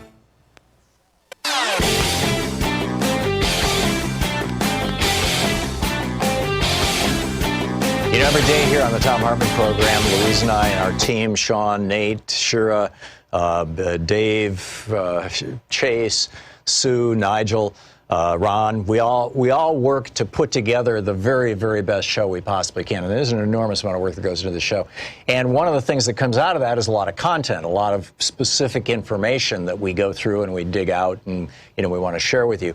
And Sue puts that into our newsletter every week. And I think you will, if you don't already receive our newsletter, it comes in email every day, about an hour after we're off the air, or maybe a couple hours after we're off the air.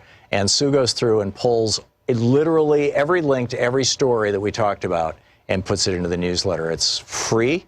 We don't sell a list or anything. You complete safety and security. There's no charge. There's no nothing. Just, plug in your email address over at thomhartmann.com. And you get signed up for the newsletter. It's all fairly obvious. You'll see it on the website. So check it out, thomhartmann.com. Thank you. Want to connect with the show online? You can find the Thom Hartmann Program on Facebook, Twitter, and Instagram.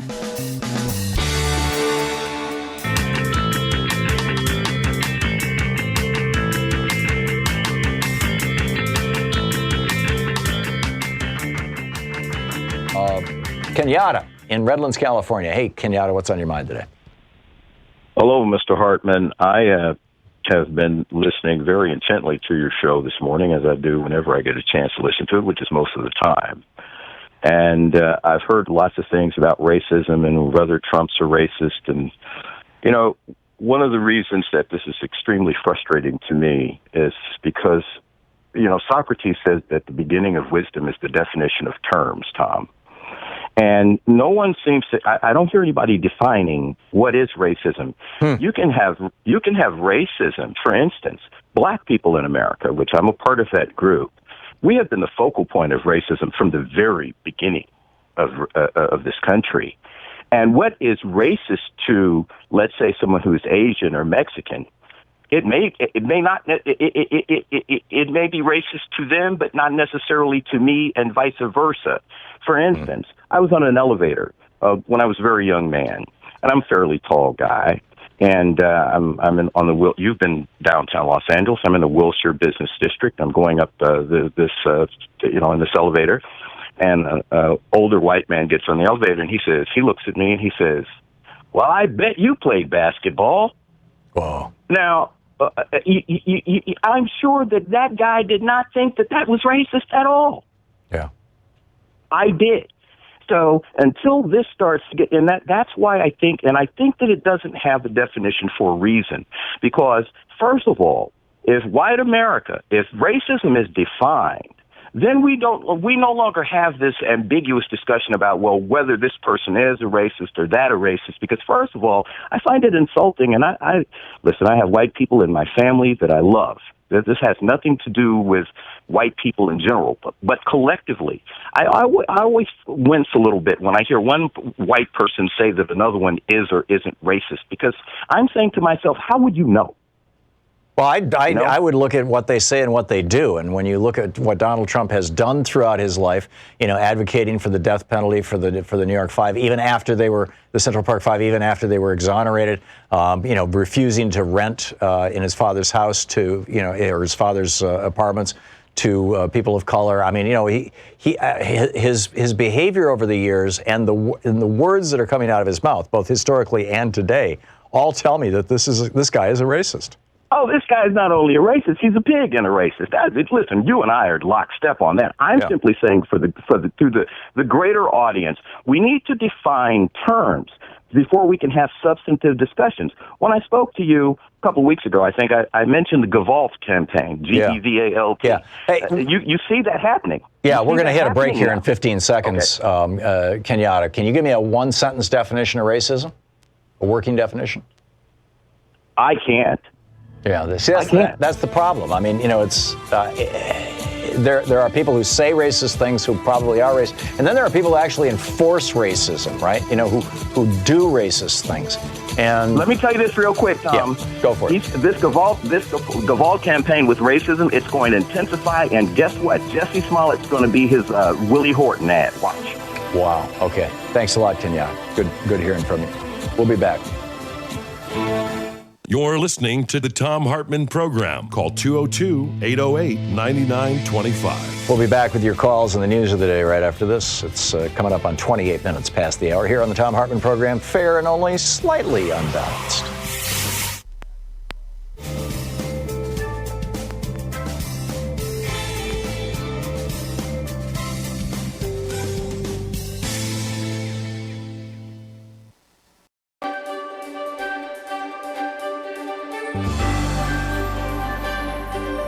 We're reading today from Warrior Is by Harley and Robin Zephyr.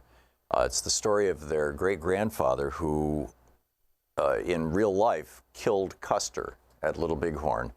And in fact, there's a map of the war, as it were, the battle.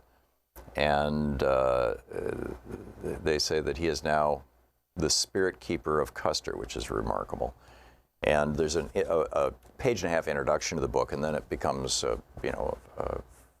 historically accurate novel, basically.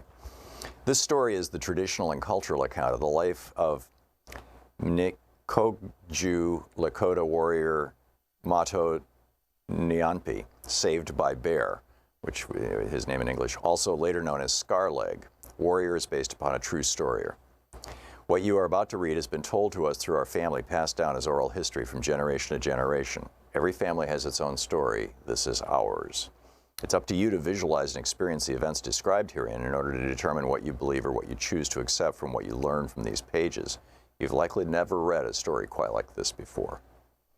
In Warrior Is, the reader is able to visualize and experience the events and circumstances of Mato Nyanpi's life. Many times the story is told in the present tense, such as if you were walking with Saved by Bear and his people as the events unfold. This was our original manner of storytelling. Other times the story is narrated in the past tense to account for a past perspective. Those of us who may not be entirely fluent in particular words or specific language, as much as we may be fluent in spirit and honest communication, the life messages many times can be more meaningful than just the written or spoken words. Warrior Is follows the timeline from the time of creation, moving through Saved by Bear's birth in 1849 and going up to July 1876, 2 weeks after the Grass Battle. Please exercise your free will and follow your conscience when reading this story. The spiritual side is called upon you to open your spirit so that you may read this tale and learn about these events through your own spirit. And, continues sort of like in that line, but here, right to the book. Prologue. He smelled the yellow of the sun. His spirit was alive and energetic. He felt the energy in his chest and all along the blood running through his veins. He looked to his left to see his great friend by his side. The strong scent of sage caressed his nostrils and reminded him of home. The movement over the high-running hilly ridge to the south caught his eye. He and Swift Bear sensed and felt the pathway opening up. So much had occurred so quickly, so suddenly, so dramatically. Their call to duty, his call to duty, filled his mind, his heart, his spirit. Today, it was meant to happen. It was presented to the people from the Creator. The plan was made. The warriors summoned. The preparation was done. It all led to this place, this portal in time. The sparse clouds to the west resembled mare's tails, and for a brief moment he remembered his white stone friend in the White Mountains. He remembered his spiritual commitment to protect his people, Grandmother Earth, and the sacred Hisapa. And time stood still for a moment, a small moment in time, through all of the ancient and original history of all the moments of time. And as the group of the horse-mounted soldiers rode briskly over the far ridge, the Creator shined that warm, nurturing light upon these warriors, such as Creator had been doing since the beginning of time, since the beginning of Grandmother Earth and Grandfather Sky, and at the beginning of all things. All the moments of time forever had arrived here, now. It had come to this. Creator's strong will and great invisible hand had placed them here. It was the Creator all along. It always was. It always would be. For one to know what led the young Lakota warriors to be here at this fateful site near the Greasy Grass River on this warm, sun-drenched day, one must go back in time, way back to the beginning, when it was only the Creator, and the Creator of all things decided to create a new world. Her name would be Unsimaka, Grandmother Earth, and she would be created to hold and sustain life. All kinds of beings, all kinds of people would be given and placed upon and within her to show her love of life. And this is how it all began. Chapter 1, Origin. The human beings evolved from the spirit. Before arriving in Wind Cave, we were star people.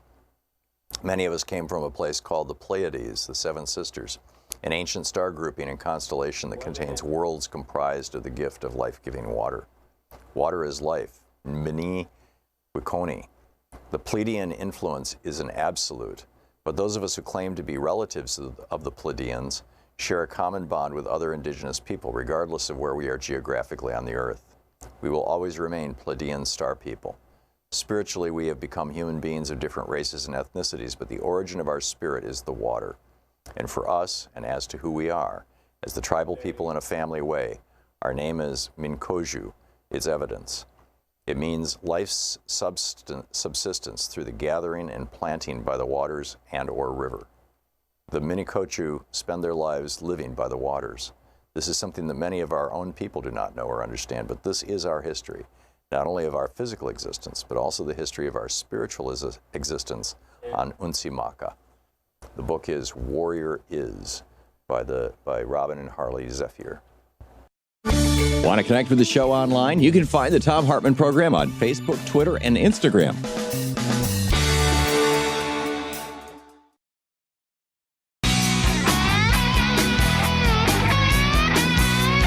Welcome back. Thom Hartmann here with you. Just retweeted Tim Wise's thread in the event that I neglected to do so earlier, and somebody tweeted me saying, hey, I didn't see it. So maybe I did miss that.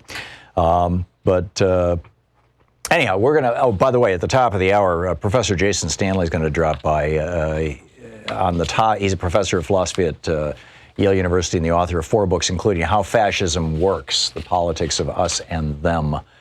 And we're going to be talking about fascism and basically the Republican Party and Donald Trump.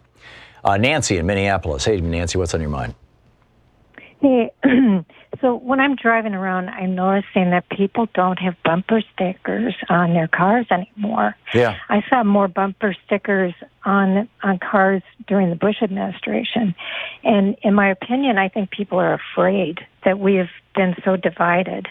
And I really believe that if the Democrats and the progressives in this country start putting their opinions on their cars, they're going to reach not only the apathetic, but also the Trumpletites who can't handle the truth. And if the Trumpletites see a wave of blue stickers, they're going to shrink. They're going to crumble. They like to think they hang out with bullies, but they're a bunch of cowards, and they can't handle being isolated. My representative is Ilhan Omar. She has more courage and bravery in her little toe than Blotus has in his whole orange carcass. And I think we need to follow her, not be afraid to exercise our First Amendment rights, and say what's on our mind. And but you raised a really, I think, important point, Nancy, and it's one that I've had people call in and say that they had an Obama sticker on their car, bumper sticker on their car, and they got keyed. Their paint got scratched, and I think you're right. I think our politics have become so polarized that it used to be that you could kind of get a sense of how things were going. Even in the 2000 election, Bush versus Gore, I remember seeing all kinds of Bush bumper stickers and all kinds of Gore bumper stickers, and you kind of count them up, and we were just kind of looking at it like, oh, you're on that team, I'm on this team. But I think that Trump has turned this into war, and people feel like they're at war with each other, and they're afraid to proclaim which side they're on for fear that the other side is going to come after them with claws out, with fangs out. Well, I'd rather sacrifice my car than my Constitution. There you go. There you go. So we've got to get some bumper stickers out there. Nancy, thank you for the call. Well said. Mark in San Diego. Hey, Mark, what's up? Hi, Tom. I'm a little bit angry. I am absolutely baffled by all this hand-wringing about how to beat Trump in the next election. My God, you'd think we were going up against Franklin Roosevelt or something. I mean, the guy is the most unpopular president in American history, according to all the approval and poll numbers. He lost by 3 million votes the first time. 42% of the people didn't turn out to vote the first time. Do you think that's going to happen this time? Well, that's going to be a function. I think it's going to be a cakewalk, and it should be a cakewalk in any normal country. What kind of Facebook ad are you going to put together to target blacks and Hispanics to get them to vote for this guy? I just think it's a much hand-wringing about. I can tell you it's happening right now, Mark. This guy should be. Right now, the Trump campaign is targeting African Americans with ads saying that Democrats want open borders so more Hispanic people can come in and take jobs away from black people. That's happening. They're also targeting Hispanic people who are almost universally Catholic with ads saying that Democrats want to kill babies even after they're born, and the Democrats are more in favor of African Americans than they are Hispanics. They're trying to create conflict between African Americans and Hispanics, and aggressively, in order to push people to Trump and say, Trump is the guy who's going to stop the hordes of Hispanics from coming in and protect your jobs, black Americans. That's exactly what's going on right now. I just can't believe how stupid you have to be to believe that ad. I don't think this is a matter of stupid or not stupid. I think there's a large matter of informed or uninformed, and that has to do with two things. Number one, we've got media that is not serving us, frankly, and number two, Reaganomics has so devastated the American working class that people are working 2 and 3 jobs to have the lifestyle that they had 40 years ago with one full-time job, sometimes even one part-time job. And the result of that is that people don't even have time to watch the news. Well, let me ask you this question, Tom. If let's say back in 2012, let's say Obama had these numbers. Let's say he had a 43% approval rating and he had lost by 3 million votes in the previous election. Right. Do you think there'd be all this hand-wringing about him being reelected? All the pundits would say he doesn't have a chance. And yet, with the same numbers Trump has, everybody's like, oh, my gosh, it's a possibility he'd get reelected. No, I get what you're saying, and I think if you look at the raw numbers, there was a fascinating op-ed, and I talked about it on the program last Friday. It was in last Thursday or Friday's Washington Post. And the author of the op-ed, I think it was Tim Egan, but I could be wrong, starts out by pointing to Tom Friedman's hand-wringing piece from the Wednesday, as I recall, New York Times, in which Tom Friedman said that there's a very good chance that Donald Trump could get elected. And then this article was like, there's no way. And he was basically making the argument you're making. Then there was a piece on Friday that said the exact opposite, said, yes, Trump may well lose by 5 million people next time around. But if he can hold on to Wisconsin, there's a couple of battleground states that if he plays a pure electoral vote strategy, which is exactly what he's doing right now. I mean, they're not just targeting people with the messages that I was talking about. They're targeting them only in specific states. So that $1 million a day that they're spending on Facebook ads that are flying below the radar and are filled with lies, that is going just, they have just like written off at least 20 states. They're not even bothering. And this article argued, and I think fairly persuasively, that there's a very good chance that Donald Trump could win, even though he will lose by 5 million votes this time. So yeah, I read that article. I don't think we can take any of this for granted, Mark. I think we have to be, what's the old saying, the price of liberty is eternal vigilance. We got to be vigilant. Anyhow, Mark, I need to move along, but thank you for the call. Okay. Gwendolyn in Rialto, California. Hey, Gwendolyn, what's up? Yeah, hi. Thank you for taking my call. Sure. Tom. But I just want to comment on that guest you had, the speaker, Julia Rivera. Julio, and I spoke with you last week in regards how people of color is continued to support Trump with the fact that they don't realize that he's emboldening the same group of people like the neo-Nazi, white supremacists, etc., and the racist people who are coming after them. And this Julia Rivera Yeah, guy, let's not obviously- personalize this, Gwendolyn, to Julio. He's not here to defend himself, and it's just really not fair to attack him when he's not. But if you want to make a general point, well, I think you did. I think you just did make your general point. Okay. Yeah, and well said. Thank you, Karen in Scranton, Pennsylvania. Hey, Karen, what's up? Hi, Tom. I'm glad to get the chance to speak with you. Thank you. The one thing I think the Democratic candidates need to do in the 2020 election, if they want to be smart about this, is I think they need to start appealing to the people to go back to the roots of their spiritual foundations and their spiritual teachings. Because this administration, they have no regard for human life.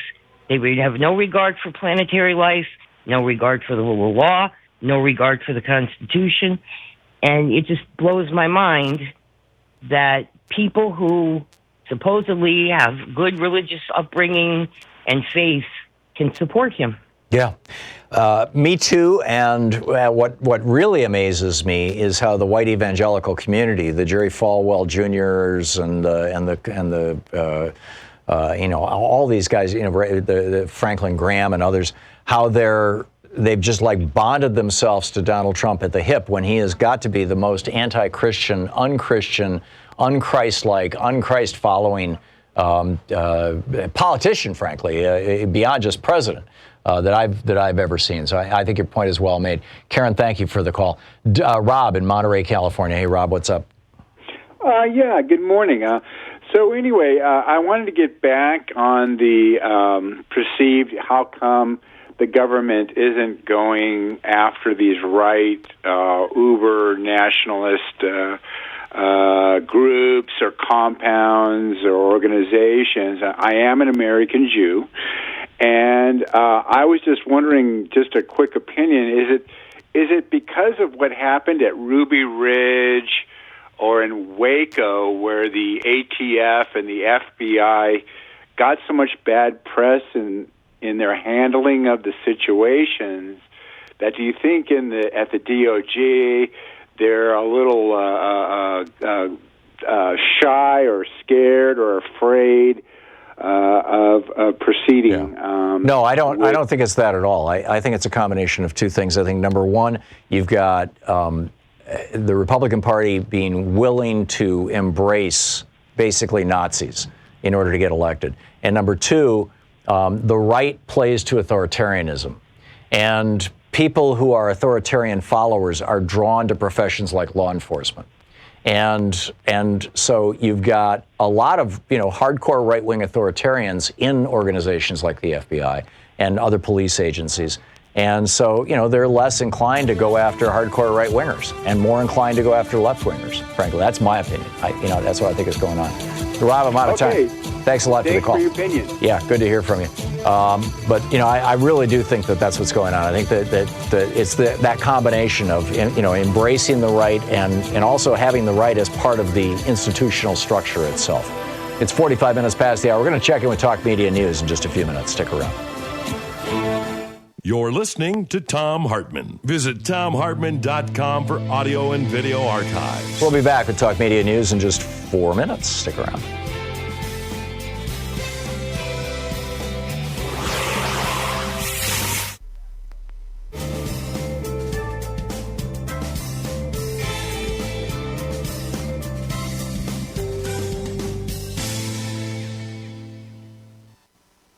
And welcome back.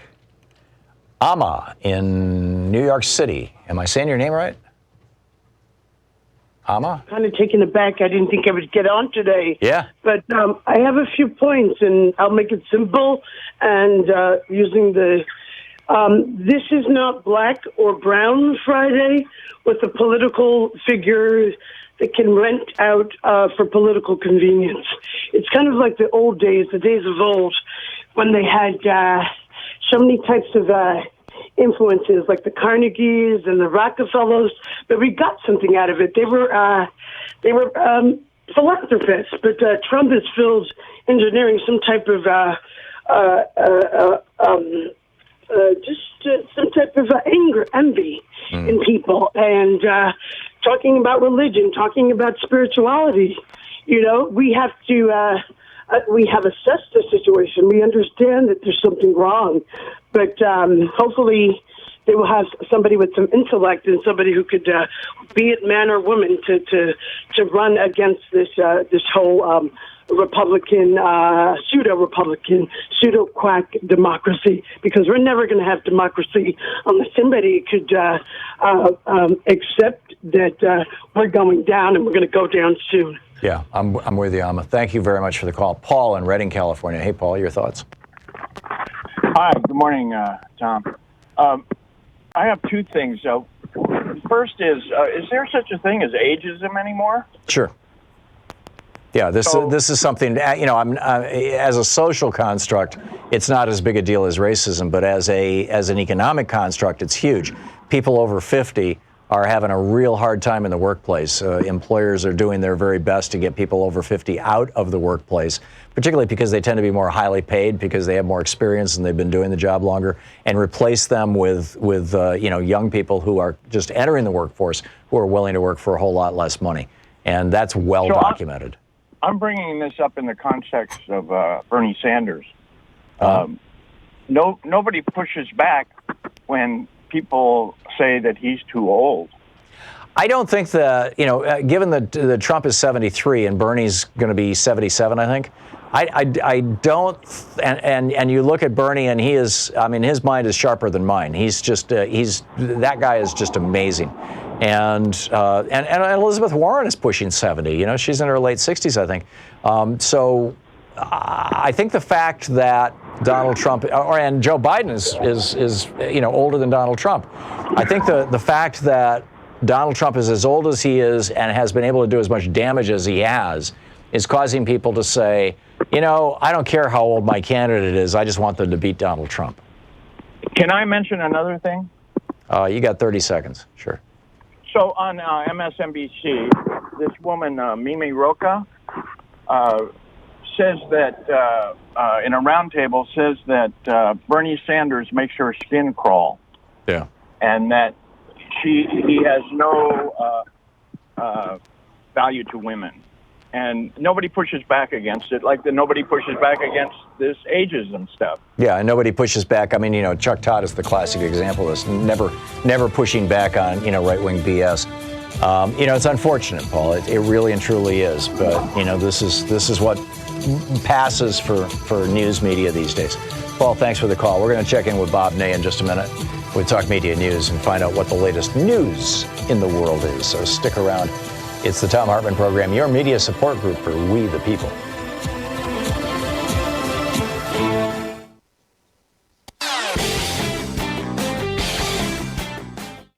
Every day here on the Thom Hartmann Program, Louise and I and our team, Sean, Nate, Shira, Dave, Chase, Sue, Nigel, Ron, we all work to put together the very, very best show we possibly can. And there's an enormous amount of work that goes into the show.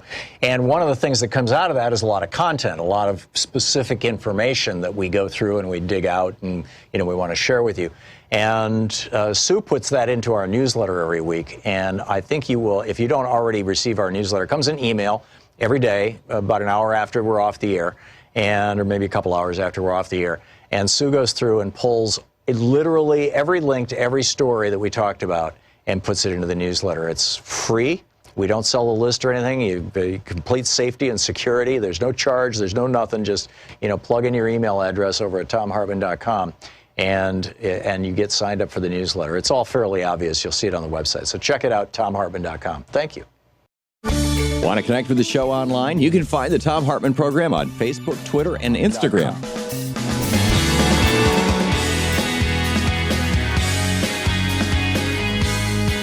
So let's check in with Bob Ney and find out what's going on in the world. Today's report brought to you by goatsfortheoldgoat.com and Loving What You Do, Ellen Ratner's new book. And hey, Congressman, how you doing? I am good, Tom. I wanted to do two quick stories, and I don't want to run out of time to do a story about Bolton and the United Kingdom. Okay. And their ship, which I think is a pretty big story if you haven't covered it yet. Nobody's covered it, by the way, except The Guardian. The two quick stories. The majority of Democratic voters view climate change as very important, and I think we knew that Democratic voters viewed it that way, but this CBS News polling was 18,550 registered voters. That's a big poll. Yeah, that's a big sample. Large poll. Yeah. Right. And it shows that 78% of Democratic voters in 18 early primary and caucus states view climate change as very important in the 2020 elections. In fact, it ranks second to health care, which 88% of the respondents called very important. So I just wanted to say that as these early primaries are coming, those individual states also rank very, very high, for example, in New Hampshire and Iowa, and what they think. In fact, it's ranking very high on the climate change. Good news. Yeah. And in fact, in some of the states, it's above economics. Huh. The other quick story is that the Trump resort is in the mix, and this Trump administration is going to officially hold meeting for the leaders' world, the most powerful economies. That's the G7 summit. Right. And it's down to a final few choices, and this is absolutely mind-blowing, Tom. After completing the site surveys of possible locations, and the Trump National Doral, that's the 800-acre golf club in Miami, is amongst the finalists. Yeah. So Trump is looking to make money on hosting world leaders. And is the Trump administration making the decision? Because the U.S. is hosting the meeting? Well, they're going to obviously have a large input into it, and the fact it's even on the list is amazing in itself. It shouldn't really even is. be there. I just wanted to mention it. I just happened to catch this in the side story today. Yeah, talk about a violation of the Emoluments Clause of the Constitution. Yeah, I mean, it's right out front. It should not even be in consideration, but it is, unless he's going to donate it, which I don't think he will. No, he never has. The story I really wanted to get to, this one is just fascinating, and as facts, unravel, I don't know how much it'll be carried here by the national corporate media, but, John Bolton, and that's my favorite Trump beating punching bag for me, too. But he's one of the most dangerous men in the world, I believe, and a lot of people that analyze the news, I think, would basically agree with me on this. He acted so surprised. He had a lot of joy, and that was when he heard that the British Royal Marines had seized the Iranian oil tanker. Remember, in the last 2 weeks, they seized it. And, of course, now their boat has been seized, Britain's boat. And so he tweeted at the time, excellent news, the United Kingdom has detained a supertanker. It was called Grace 1, laden with Iranian oil bound for Syria, he said, in violation of United European Union sanctions. Now, this reaction, by the way, Tom, as we're starting to find out, is a little bit of a fake reaction. We'll call it fake news because they're accumulating evidence. And by the way, this story is in The Guardian, and it's suggesting that the opposite exactly is true. And Bolton's national security team was directly involved in manufacturing this incident, passing the news over to Britain. And, of course, conservative politicians, they're distracted, they're picking a new prime minister, jockeying for power, preoccupied with Brexit, et cetera, fell right into the Bolton trap. So Bolton's people caused the Brits to think that this tanker should be seized? Is that the deal? Yes. All of the evidence is accumulating, is pointing to the fact where this is now beginning to be public. I caught the story today in The Guardian, beginning to be made public. Now, there were a lot of rumors that I had picked up about 4 or 5 days ago that Bolton was behind this, but nobody could really, pinpoint it. And now they're amassing evidence that he sent information over, and that that boat should be picked up. So the Trump administration manipulated the British military into seizing an Iranian ship so that we could use that as a pretext to start a war with Iran, basically. Yes, because then Britain, out of anger, of course, Iran, out of anger, came back and seized the British ship. Right. Just recently. Right. And now Britain is our ally in this fight against the evil Iranians. Is that the outcome that they're trying to create? And are they creating that outcome? Well, they are and they aren't. They've succeeded and now have the Iranians and the British government at each other's throats. But right now, Britain is starting to look towards what Germany is doing. And Germany publicly yesterday said, we're not taking the American approach. We don't like what's going on, but we're going to try some diplomatic resolve with Iran versus what America's going to do. They publicly said that. Right. And they say that England and France will come along with Britain and trying to avoid a war. So, with Iran's reaction when the boat was taken, it claimed at the time that Britain had acted illegally because the European Union embargo on oil, Tom, and supplies to Syria applied only to European Union states and not to third countries such as Iran. And in any case, Tehran said that the destination of the ship was not Syria. And it only was intercepted when it got into the Gibraltar area, they call it, which is under the British rule. Right. So I think John Bolton made a gamble here, and he did this, and then, of course, it angered the Iranians, and they ended up capturing the British ship. So when Bolton gets outed for this in a British newspaper, is this going to cause the Brits to go, whoa, we've been had? Oh, I think it will help for them to realize that Bolton is capable of anything. It won't do anything over here unless people start to drag him into the Congress and make him accountable. Amen. Bob Ney with Talk Media News, author of Sideswiped. Thank you, Bob. Thank you. We'll be back.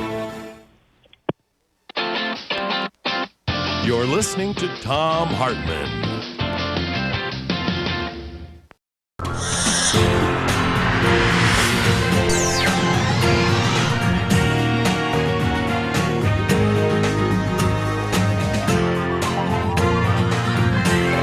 We say fight back!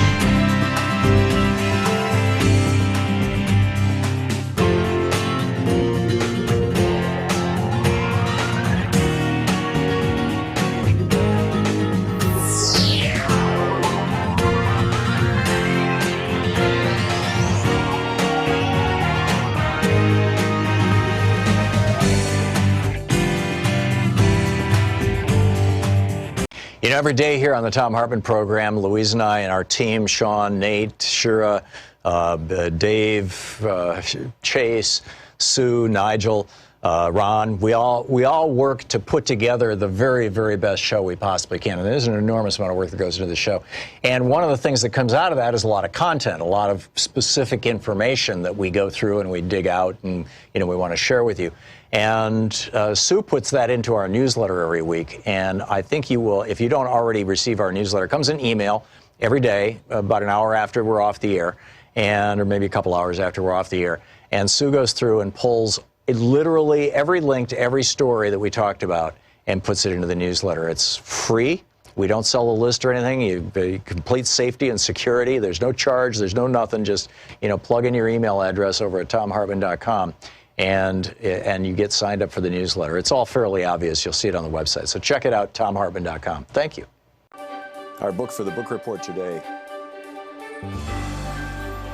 Our book for the book report today is Taking Bullets, Terrorism and Black Life in 21st Century America, Confronting White Nationalism, Supremacy, Privilege, Plutocracy, and Oligarchy, a Poet's Representation and Challenge by Haki R. Madhuburi. He writes, this is from the chapter, page 27, the chapter, Terror in the Midst of Prayer and Empire. In our perpetual state of national mourning, where our eyes are watered out and our hearts cease to heal at the rate the Creator meant them to, we hold hands in profound silence as we remember the Mother Emanuel 9 of Charleston, South Carolina, those 9 mothers, fathers, sisters, and brothers.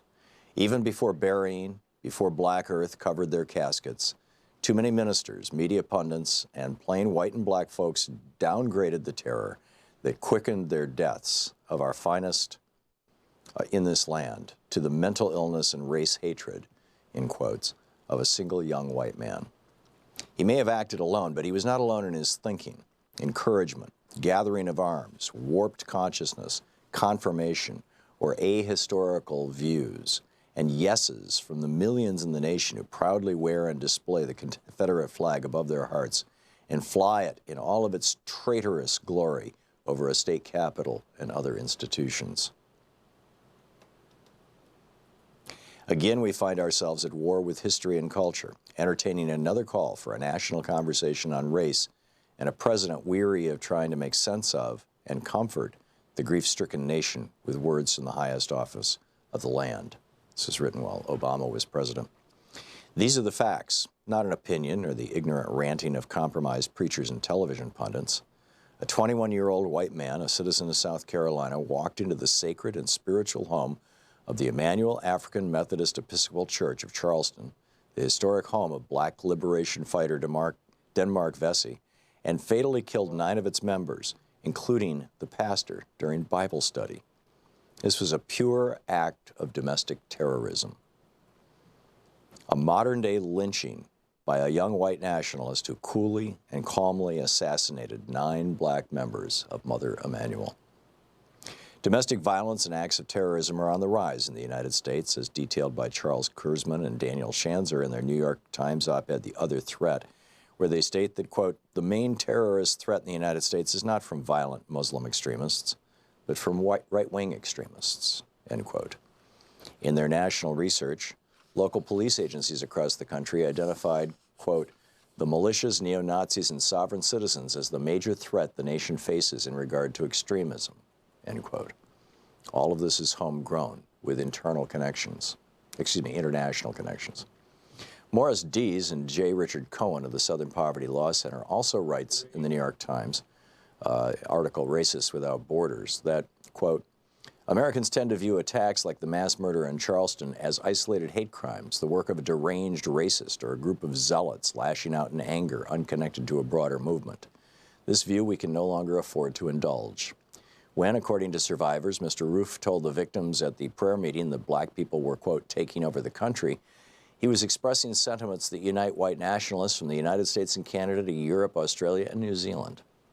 Unlike those of the Civil Rights era, whose main goal was to maintain Jim Crow in the American South, today's white supremacists don't see borders. They see a white tribe under attack by people of color across the globe. The end of white rule in Rhodesia, now Zimbabwe, and South Africa, they believe, foreshadowed an apocalyptic future for all white people, a white genocide that must be stopped before it's too late. End of quote. The internationalization of terrorism is not a foreign theory in today's social media world. Dees and Cohen will be speaking at a conference in Budapest about this transnational white supremacism that is emerging as the world grows more connected technologically. The message of white genocide is spreading. Also, David J. Whitaker's Terrorism, Understanding the Global Threat, gives another view. Clearly, our rush to forgive this mass murderer within 96 hours of this supreme tragedy is misguided, anti-human, and does not allow for properly grieving the fallen. As perfectly scripted, displaying the permanent effectiveness of Christian acculturation on the Sunday, June 21st, 2015 morning services of Mother Emanuel Church, the black Christians out-Christianed their white brothers and sisters. Before the morning sermon, the presiding elder, Reverend Norvell Goff Sr., found it necessary to thank the local, state, and federal law enforcement agencies for doing their job. He also stated, quote, a lot of folks expected us to do something strange and break out in a riot. Well, they just don't know us. We are people of faith, end quote. I find this statement inappropriate, insensitive, and ahistorical, implying, whether he meant it or not, that the recent uprising and rebellions in Ferguson, New York, Cleveland, and other parts of the nation were riots and did not include black people of faith, and that somehow they were strange in their social, political, and economic activism. Informed people do not riot against injustice or white terrorism. They study, organize, and strategically struggle at all levels, in the streets, on the campus, in front of the White House, and in corporate boardrooms.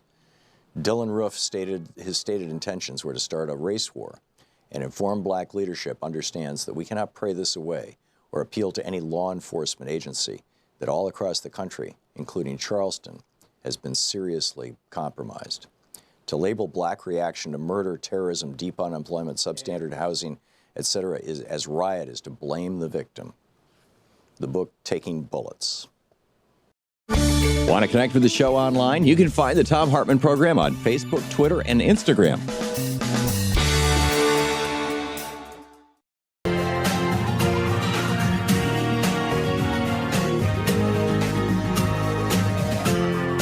This is the Thom Hartmann Program. Welcome back. Thom Hartmann here with you. We've been talking about, we talked to Julio Rivera, in fact, in the last hour, to get the right-wing take, basically, on Donald Trump and whether he's a racist and all this kind of stuff. And, you know, I think it's important from time to time to have right-wingers on the program so that we can push back and maybe model for the media how to talk to them without, you know, letting them get their BS past us.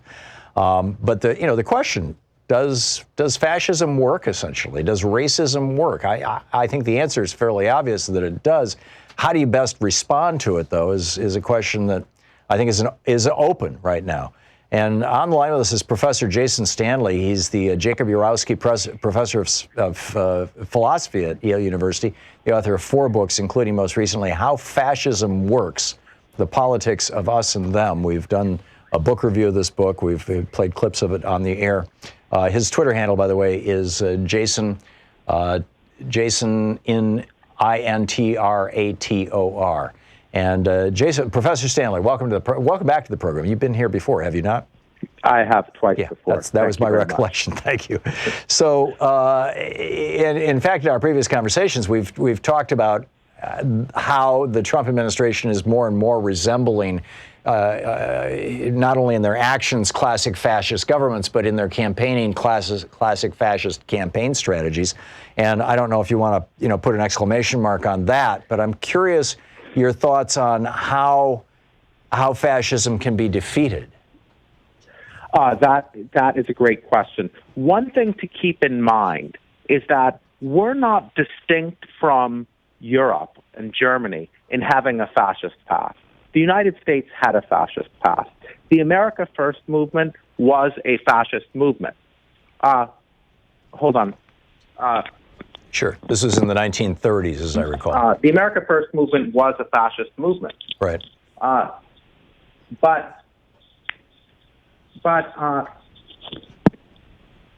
Fascist movement. But what is distinctive about us is that we defeated our fascist movement internally. So we have experience defeating our internal demons. You're talking about in the 1930s. In the 1930s. Right. The America First movement was a fascist movement. Charles Lindbergh, as Bradley Hart has demonstrated in his book, Hitler's American Friend, the Nazis regarded Charles Lindbergh as a potential Hitler. Lindbergh was talking, the rhetoric we're hearing today is evocative of Lindbergh's rhetoric, except Lindbergh's rhetoric was even more explicit. Lindbergh talked about how the United States should ally with the Germans and the French and the English to defend the white race against the Mongol hordes and the Persians and the Arabs. But at that point in time, Professor Stanley, we had a guy in the White House who was quite literally to the left of Bernie Sanders, who was proposing a second Bill of Rights where the government would guarantee not just your health care and not just your education, but your housing and your job as well.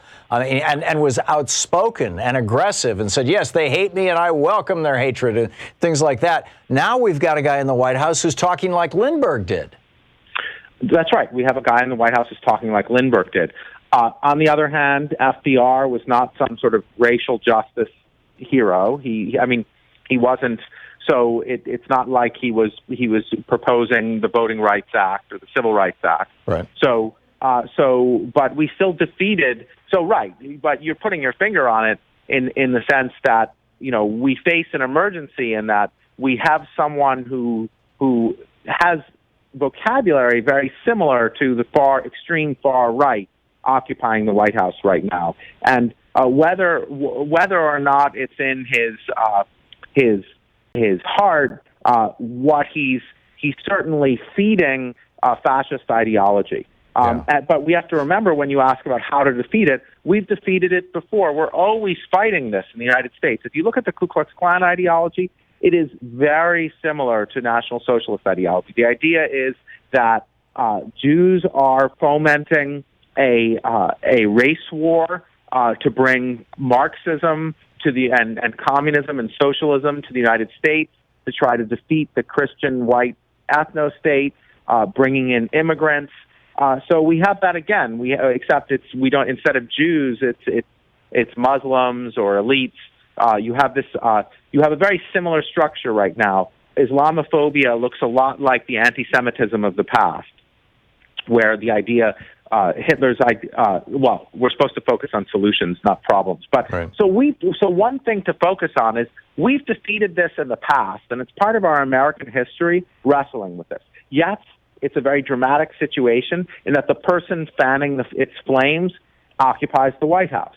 I don't think we've quite dealt with that in Well, the 20th this was century. my concern, and I actually, this was kind of the point of a book I wrote called "The Crash of 2016," which was, as you know, as an author, the publisher's title of your books. It was an unfortunate title, but it was basically a title about how an economic crash can lead to a fascist takeover of the United States. And I pointed out that in the early 1930s, the United States and Germany both equally suffered under the worldwide Great Depression. And we had FDR at the head, and they had Hitler at the head. And I think that more than anything else, both of those men were responding to the economic crisis in their own ways. And you can see, how that turned out. And so I, in my book, which was long before Donald Trump came along, his book was published in 2013 or 2014, I was suggesting that we have to be very, very careful as we dance closer and closer to an economic precipice, that we don't have essentially a Nazi in the White House, because we could end up going the way Germany did in 1933. Well, I think that the literature, the empirical literature on economic anxiety strongly suggests that Trump's supporters aren't the best predictor of Trump support is not having lost a job recently or even having a family member who lost a job. It's what psychologists somewhat misleadingly call racial resentment. Right. He's hitting racial resentment again and again and again. It isn't really, it's not like Black Americans who were completely hammered by the recession turned to fascism. So what we have is a politician who's not afraid of evoking the worst demons in American history in order to win elections. And we don't know whether that would have worked in previous elections, because politicians, although they did evoke racist tropes, including Bill Clinton, Democratic Party, ending welfare as we know it, they did it in a coded way. And Trump is not coded. So he's leaning into this fascist past of the United States. Right. And, and one thing vis-a-vis your point about defeating it, I think American patriotism helps here. We've defeated this in the past. America is a story of facing this, and unlike Europe, defeating it internally. We have an advantage. The advantage is that a certain kind of ethno-nationalist story doesn't even prima facie make sense in our country. Like, maybe France and Germany and Norway can say to themselves, the citizens there can tell themselves something that's a myth even there, that they had the country, it has a unified language and a unified religion and a unified past, and everybody comes from this unified past. That story does not make sense in the United States. It doesn't even make sense in France because there were different groups and different there were Catholics and Protestants, and but it doesn't even prima facie make sense in the United States. Yeah. So here we've got Tim Wise. This is a guy who ran the Democratic campaigns in Louisiana in 1990 and 1991, when David Duke ran for the Senate in 1990 and then ran for the governorship in 1991. And David Duke carried 60% of the white vote in that 1990 race in Louisiana. And what Tim points out is that in that 1990 race, the Democratic consultants told them, don't go after David Duke as a racist. Instead, go after his policies. And, because if you call him a racist, you're somehow just enabling him or something like that. The bizarre logic. And so they followed that advice, and he got 60% of the white vote. The second time around, they said, to hell with the advice. We're going to just call this guy a Nazi. We're going to call him a racist. That's going to be the core of our advertising. We're not going to be talking about issues this time. We're going to be talking about his racism. And it caused his percentage of the white vote to go down to 55%, and it caused the Democrats to win in much larger numbers because it turned out the Democratic base. What are your thoughts on that as strategy and how the Democrats should be moving forward? We have about 2 minutes till we hit a hard break here. Okay. So I'm in the first instance a scholar of fascism and propaganda and less of strategy. I saw that tweet thread by Tim Weiss. Tim Weiss's point was not that it tapped down the white vote, but that it brought people out to vote who otherwise wouldn't have voted. And I think that's promising. I think if you look at Michigan, for example, and this is as a non-expert in voting strategy, but if you look at Michigan, again, you're not going to be able to win Trump supporters back. because they've been waiting for this guy all their lives. Well, since George Wallace. Since George Wallace. Who, by the way, Michigan sent to the Democratic, Michigan was the only state that voted for George Wallace in the primary, in the Democratic primary in 60, whatever it was. So you're not going to be able to get these voters back. Right. But you are going to be able to turn out younger voters.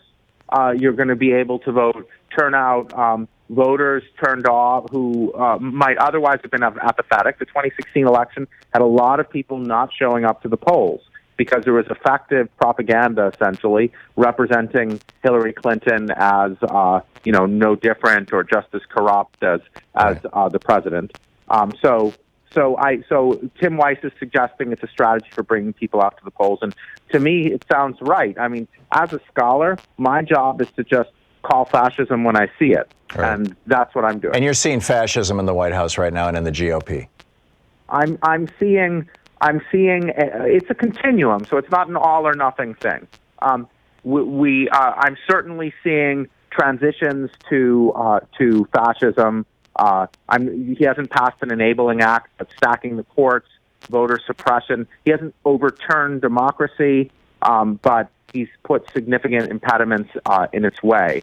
So we're not talking Mussolini or Hitler by any means, but we're talking about fear about immigration and other characteristically fascist rhetoric, rhetorical tricks.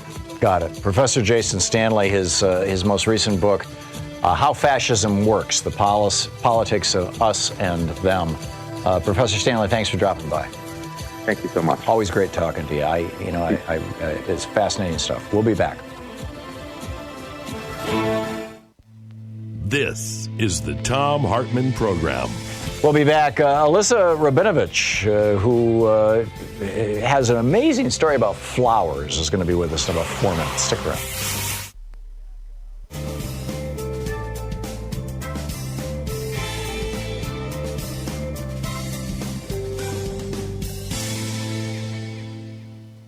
And welcome back. William in Livonia, Louisiana. Hey, William, what's on your mind? Hey, Tom.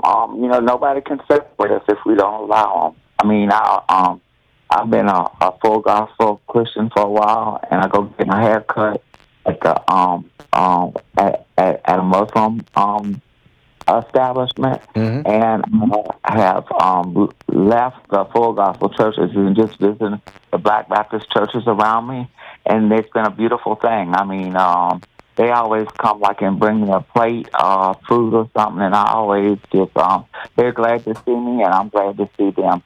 And so I think that if we just reach out to the people that how he's trying to separate us, I think if we, and then that's a way to break down that Project Bliss that you're always talking about. So love is what wins rather than hate. I hope you're right, William. I really hope you're right. Thank you for your comments. Stacy in Spokane. Hey, Stacy, what's up?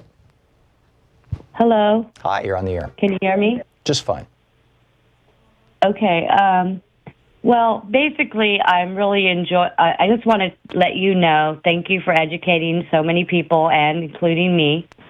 And I've been watching your show for many years. Thank you. Anyways, I just wanted to, actually, when you had the professor on, he has the same attitude that I am. After seeing that one gentleman before, the Republican type,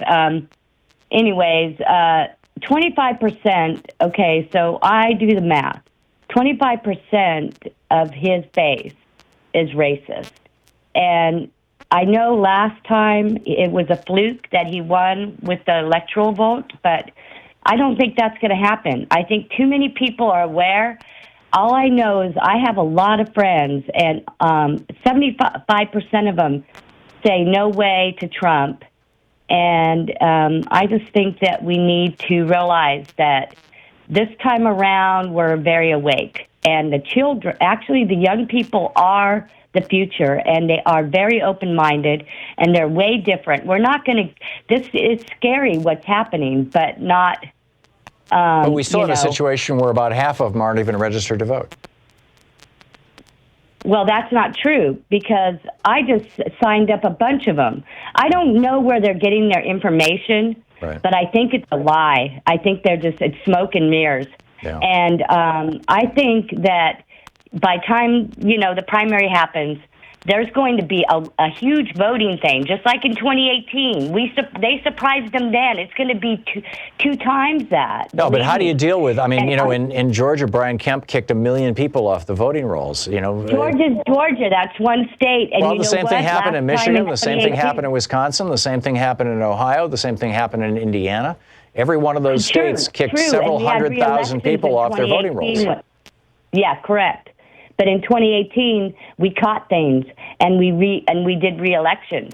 And that is going to happen even double time this time.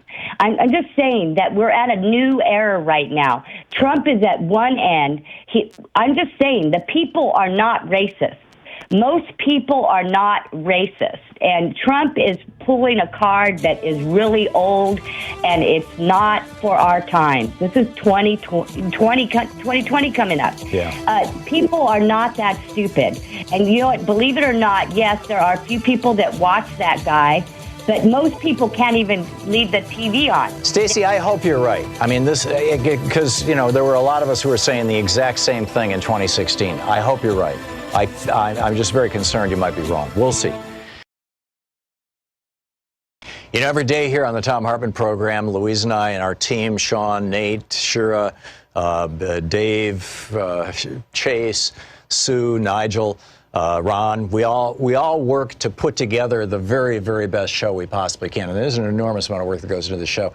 And one of the things that comes out of that is a lot of content, a lot of specific information that we go through and we dig out and, we want to share with you. And Sue puts that into our newsletter every week. And I think you will, if you don't already receive our newsletter, it comes in email every day, about an hour after we're off the air, or maybe a couple hours after we're off the air. And Sue goes through and pulls literally every link to every story that we talked about and puts it into the newsletter. It's free. We don't sell the list or anything. You complete safety and security. There's no charge. There's no nothing. Just, plug in your email address over at thomhartmann.com and you get signed up for the newsletter. It's all fairly obvious. You'll see it on the website. So check it out, thomhartmann.com. Thank you. Want to connect with the show online? You can find the Thom Hartmann Program on Facebook, Twitter, and Instagram.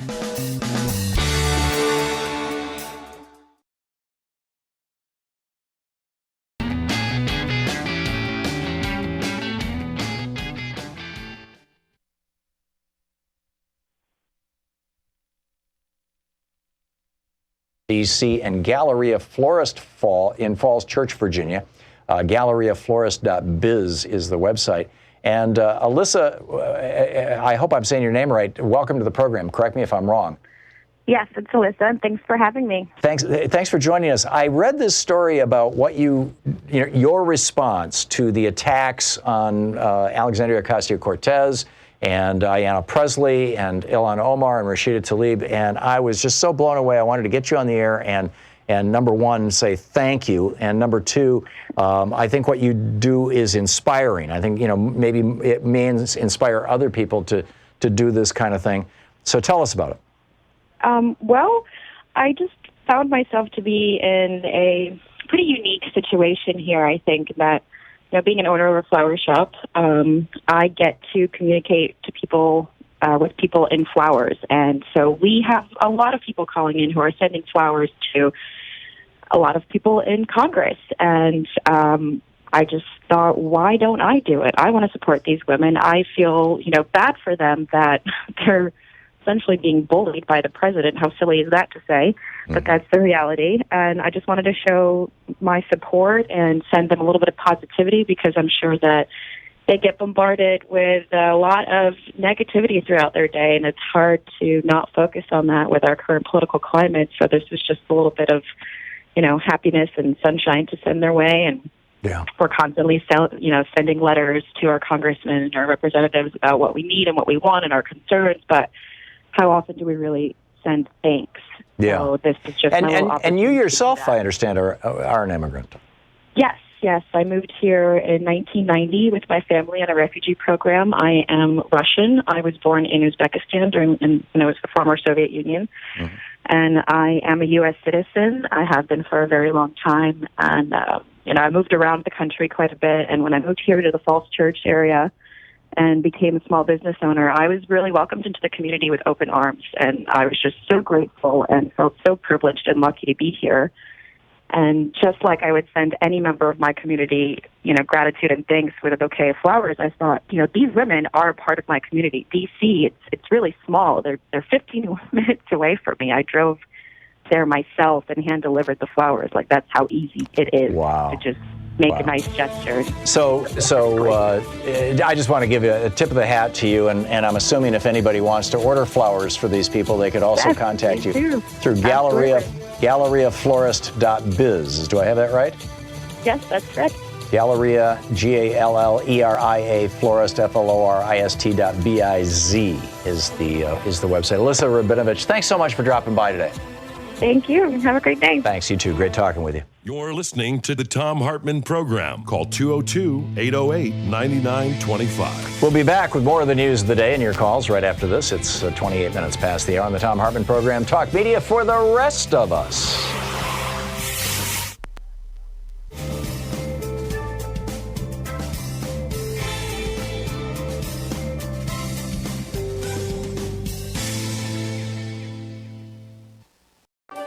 Our book for the book report today. Is Taking Bullets, Terrorism and Black Life in 21st Century America, Confronting White Nationalism, Supremacy, Privilege, Plutocracy, and Oligarchy, a Poet's Representation and Challenge by Haki R. Madhubuti. He writes, this is from the chapter, page 27, the chapter Terror in the Midst of Prayer and Empire. In our perpetual state of national mourning, where our eyes are watered out and our hearts cease to heal at the rate the Creator meant them to, we hold hands in profound silence as we remember the Mother Emanuel 9 of Charleston, South Carolina, those 9 mothers, fathers, sisters, and brothers. Even before burying, before black earth covered their caskets, too many ministers, media pundits, and plain white and black folks downgraded the terror that quickened their deaths of our finest in this land to the mental illness and race hatred, in quotes, of a single young white man. He may have acted alone, but he was not alone in his thinking, encouragement, gathering of arms, warped consciousness, confirmation, or ahistorical views, and yeses from the millions in the nation who proudly wear and display the Confederate flag above their hearts and fly it in all of its traitorous glory over a state capitol and other institutions. Again, we find ourselves at war with history and culture, entertaining another call for a national conversation on race and a president weary of trying to make sense of and comfort the grief-stricken nation with words from the highest office of the land. This was written while Obama was president. These are the facts, not an opinion or the ignorant ranting of compromised preachers and television pundits.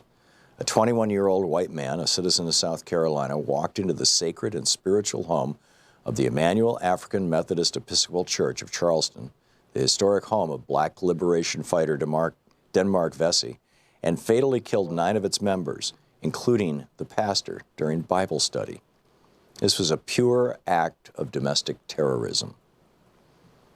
A modern-day lynching by a young white nationalist who coolly and calmly assassinated 9 black members of Mother Emanuel. Domestic violence and acts of terrorism are on the rise in the United States, as detailed by Charles Kurzman and Daniel Schanzer in their New York Times op-ed, The Other Threat, where they state that, quote, the main terrorist threat in the United States is not from violent Muslim extremists, but from right-wing extremists, end quote. In their national research, local police agencies across the country identified, quote, the militias, neo-Nazis, and sovereign citizens as the major threat the nation faces in regard to extremism, end quote. All of this is homegrown with international connections. Morris Dees and J. Richard Cohen of the Southern Poverty Law Center also writes in the New York Times article, Racists Without Borders, that, quote, Americans tend to view attacks like the mass murder in Charleston as isolated hate crimes, the work of a deranged racist or a group of zealots lashing out in anger unconnected to a broader movement. This view we can no longer afford to indulge. When, according to survivors, Mr. Roof told the victims at the prayer meeting that black people were, quote, taking over the country, He was expressing sentiments that unite white nationalists from the United States and Canada to Europe, Australia, and New Zealand. Unlike those of the civil rights era, whose main goal was to maintain Jim Crow in the American South, today's white supremacists don't see borders. They see a white tribe under attack by people of color across the globe. The end of white rule in Rhodesia, now Zimbabwe, and South Africa, they believe, foreshadowed an apocalyptic future for all white people, a white genocide that must be stopped before it's too late. End of quote. The internationalization of terrorism is not a foreign theory in today's social media world. Dees and Cohen will be speaking at a conference in Budapest about this transnational white supremacism that is emerging as the world grows more connected technologically. The message of white genocide is spreading. Also, David J. Whitaker's Terrorism, Understanding the Global Threat, gives another view. Clearly, our rush to forgive this mass murderer within 96 hours of this supreme tragedy is misguided, anti-human, and does not allow for properly grieving the fallen. As perfectly scripted, displaying the permanent effectiveness of Christian acculturation on the Sunday, June 21st, 2015 morning services of Mother Emanuel Church, the black Christians out-Christianed their white brothers and sisters. Before the morning sermon, the presiding elder, Reverend Norvell Goff Sr., found it necessary to thank the local, state, and federal law enforcement agencies for doing their job. He also stated, quote, "A lot of folks expected us to do something strange and break out in a riot. Well, they just don't know us. We are people of faith," end quote. I find this statement inappropriate, insensitive, and ahistorical, implying, whether he meant it or not, that the recent uprising and rebellions in Ferguson, New York, Cleveland, and other parts of the nation were riots and did not include black people of faith, and that somehow they were strange in their social, political, and economic activism. Informed people do not riot against injustice or white terrorism. They study, organize, and strategically struggle at all levels, in the streets, on the campus, in front of the White House, and in corporate boardrooms. Dylan Roof his stated intentions were to start a race war, and informed black leadership understands that we cannot pray this away or appeal to any law enforcement agency that all across the country, including Charleston, has been seriously compromised. To label black reaction to murder, terrorism, deep unemployment, substandard housing, etc., is as riot is to blame the victim. Again, taking the bullets.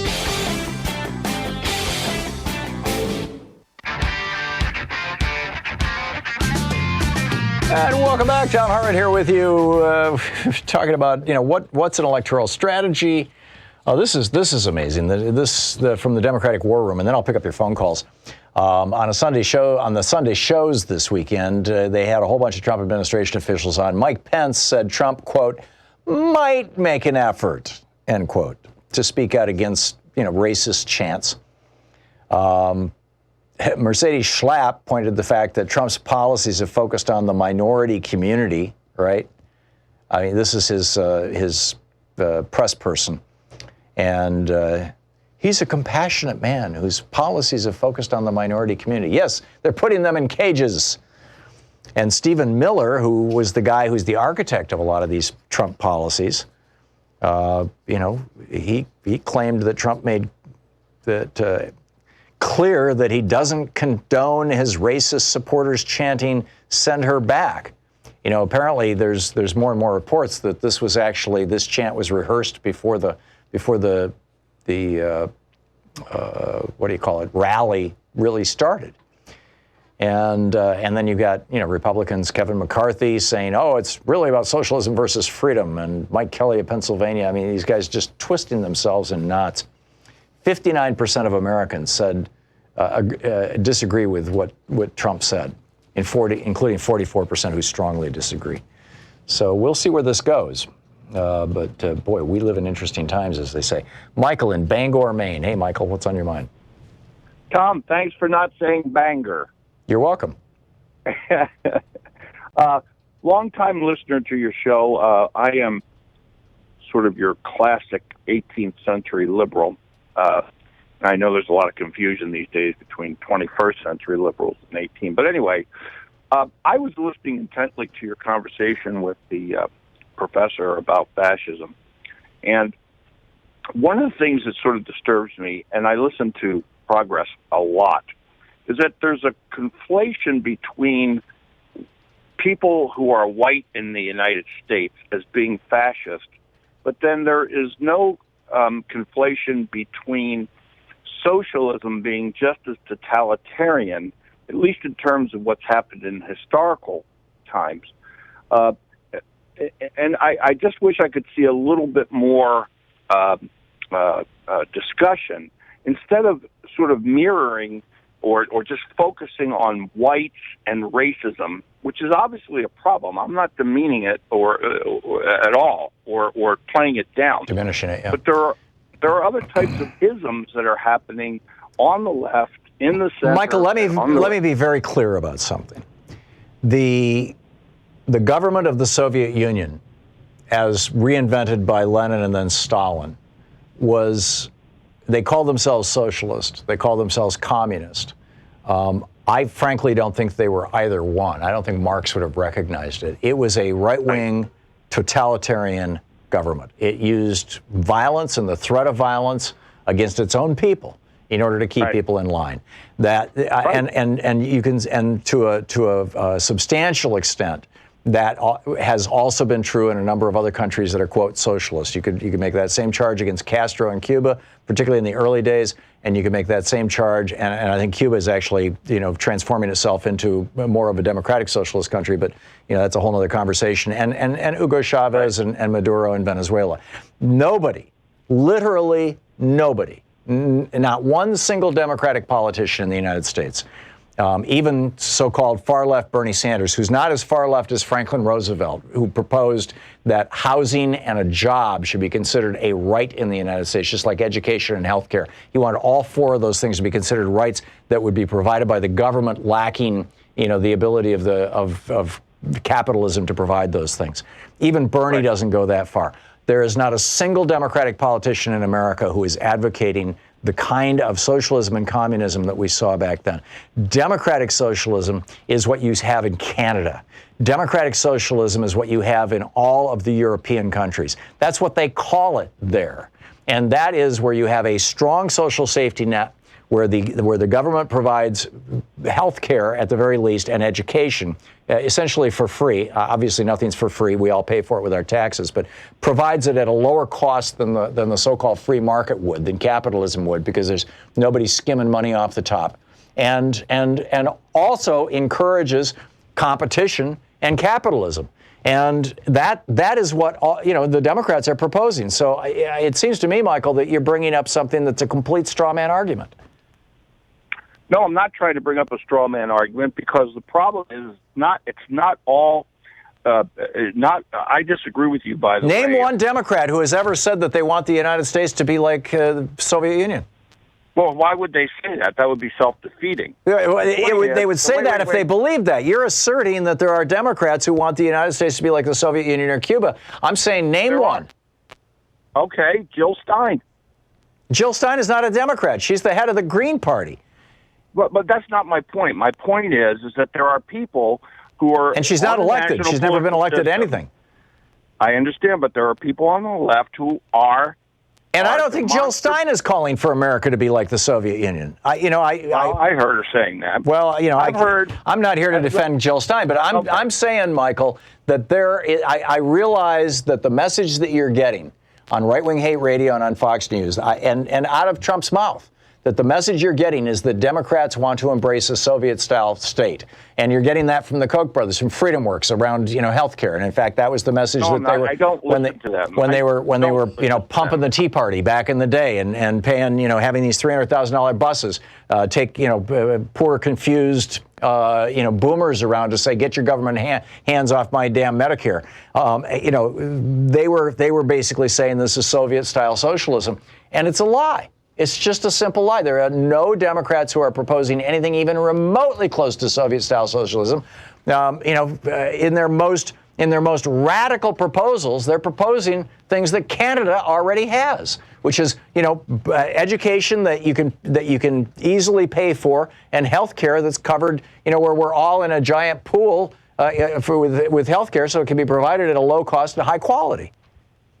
You can do that with capitalism too if you have faith in the system. No, you can't. And I would point out, the crimes of Big Pharma, the crimes of the insurance industry, the fact that you've got one insurance company, United Healthcare, that has the last two CEOs both took over $1 billion out of that company, and every penny of that was United Healthcare saying to somebody, and it could have been you, Michael, no, you can't have that new expensive drug to cure your hep C, or no, you can't have that operation because, we don't want to pay for it, or because you had a pre-existing condition, or because you didn't fill out your forms right.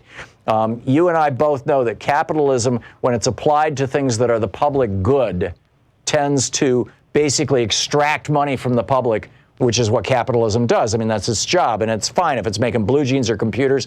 I'm all in favor of that, right? But if it has to do with the public good, things like healthcare, things like education, over and over and over again, when you turn those things over to capitalist systems, what you end up with is people being ripped off. Well, this is the kind of discussion that I would like to see more people having. I disagree with you. I think that the redistribution of wealth, which is what is at the basis of everything that the Democrats are arguing, whether you want to call it socialism or not, when you have the markets regulated without any notion of free market, that you're going to redistribute, who is making the decisions to redistribute? Michael, there's no such thing as a free market, number one. And number two, you're talking about redistributing income. Well, there's no such thing as a pure free market, but there is as much a free market as you can try to make without having the excesses that you are talking since about. Reaganism, since we changed from... Well, hang on just a second here. You've raised two things now. Since we changed from FDR-ism to Reaganism, from an economic policy promoted by John Maynard Keynes to an economic policy promoted by Milton Friedman, what we have seen since Reagan became president is the transfer of something on the order of $6 or $7 trillion of wealth out of the pockets of the middle class and into the pockets of the top 1%. That is absolutely undisputable. So if you want to talk about transfer of wealth, it's going the wrong way from my point of view. I forget what the other point I was going to make. That the reason for that is not capitalism as much as what we have. No, the reason for that is that capitalists have rigged the tax structure by buying politicians. Well, that's always going to happen, whether you're in a communism or... No, this is my second point, Michael. You would not want to go to a football game that did not have referees enforcing the rules. It would not be interesting. It would not be fair. And in capitalism, we have to have, capitalism only functions well when there is competition. And when Reagan started deregulating capitalism in the United States, what he basically did away with is competition. You've got 4 or 5 companies who own the airline industry, who own the internet service provider industry, who own the television industry, who own the radio industry, who own the agriculture industry. I mean, name an industry of transportation, name an industry that's not dominated by at the most 5 companies. That is anti-competitive. It's making it almost impossible for small and medium-sized businesses to grow and prosper. And when they do, the business plan now is get to the point where you can be bought out quickly before one of these big companies squashes you like a bug. That is anti-competitive. This whole deregulation thing is destroying capitalism. Now, wait a second. There's a difference between easing regulatory stuff and enforcing the antitrust laws, which is something we don't. The antitrust laws are regulation. I didn't say that some regulation isn't good. Well, in 1982, Reagan officially stopped enforcing the antitrust laws, and he called that deregulation. And what did we get out of that? We got the M&A, the mergers and acquisition mania that happened throughout the Reagan administration. Right now, there are 50% fewer public companies in the United States. 50% fewer publicly traded companies than there were in 1980. Why is that? Because of consolidation, because of Reagan's deregulation. And that's not good for capitalism, Michael.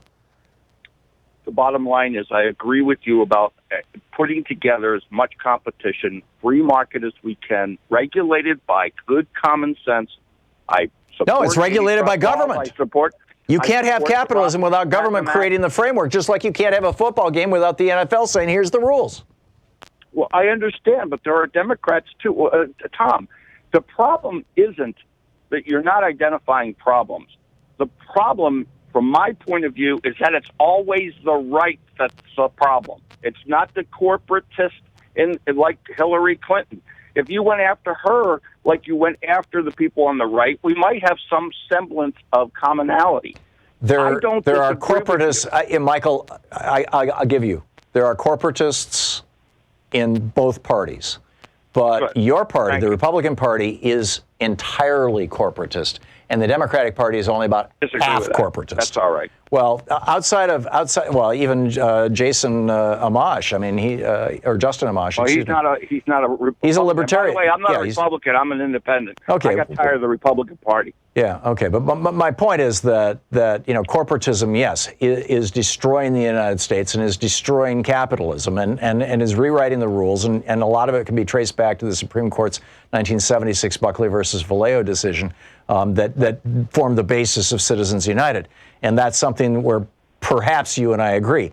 But when we get in these arguments about regulation, deregulation, start using this kind of language, I think that we just miss the point. Anyhow, Michael, it's been an interesting conversation. I appreciate the call, and thank you for a thoughtful conversation, and for listening to Sirius XM. We'll be back with more of your calls in just a moment. It's 47 minutes past the hour here on the Thom Hartmann Program. The place where we dare to ask, is Walmart a person? And we dare to say, no, not a chance. Are you kidding? Come on. Change the damn law. The Supreme Court decision needs to be overturned. We'll be back. You're listening to Thom Hartmann. Visit thomhartmann.com for audio and video archives. Back with your calls in just a moment.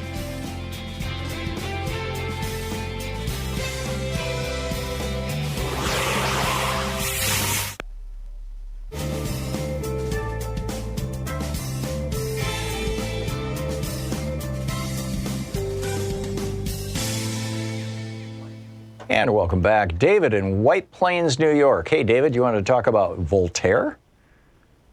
Yes. What's going on now makes me think of Voltaire's quote, if you can get people to believe in absurdities, you can get them to create atrocities. And I think Charlottesville is indicative of an atrocity. I think the death threats, not being called out in the news on the 4 congresswomen is an atrocity. And, I found it remarkable that the professor you had on didn't mention at all the Indian genocide in the United States. Yeah. It's probably one of the biggest genocides in the world. It is the largest genocide in the history. There were between 50 and 100 million Native Americans were slaughtered over a 400-year period. And it was the official policy, first of Great Britain and the British East India Company, and then the official policy of the United States.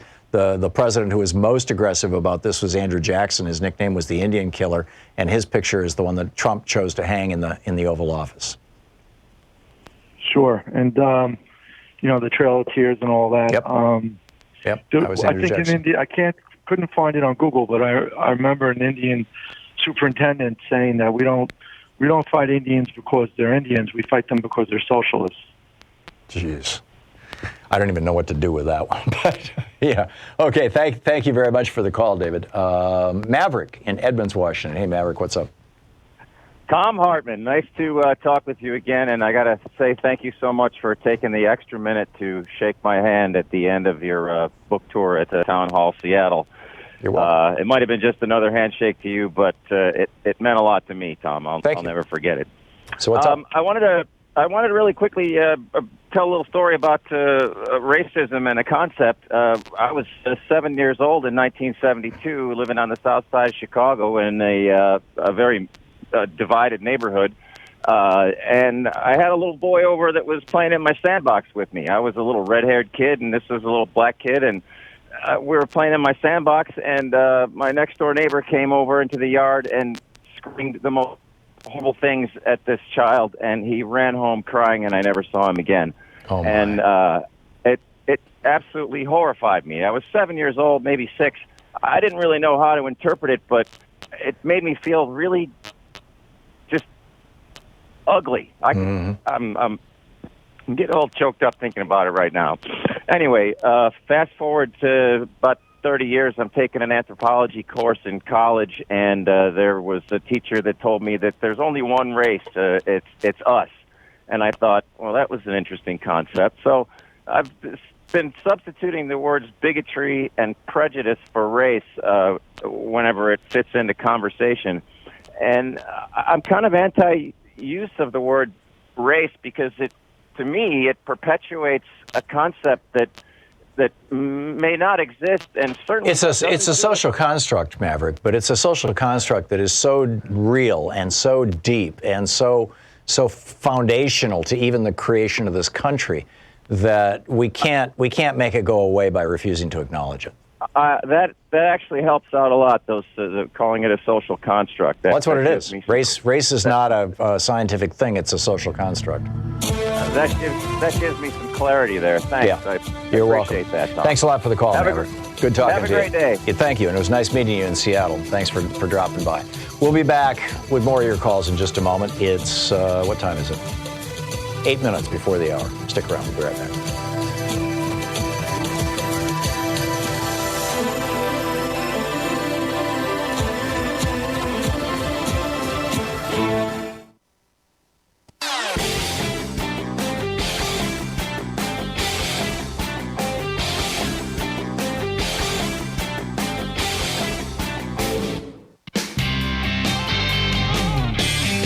Welcome back. Thom Hartmann here with you. Colleen in Franklin, North Carolina. Hey, Colleen, what's on your mind today?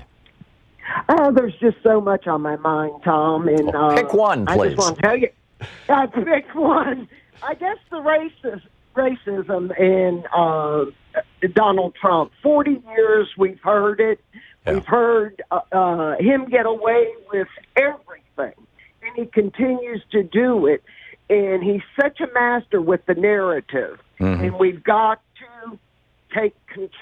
I guess we can't take control of it, but we've got to be more persistent about getting our narrative out and try to shut him down in some way.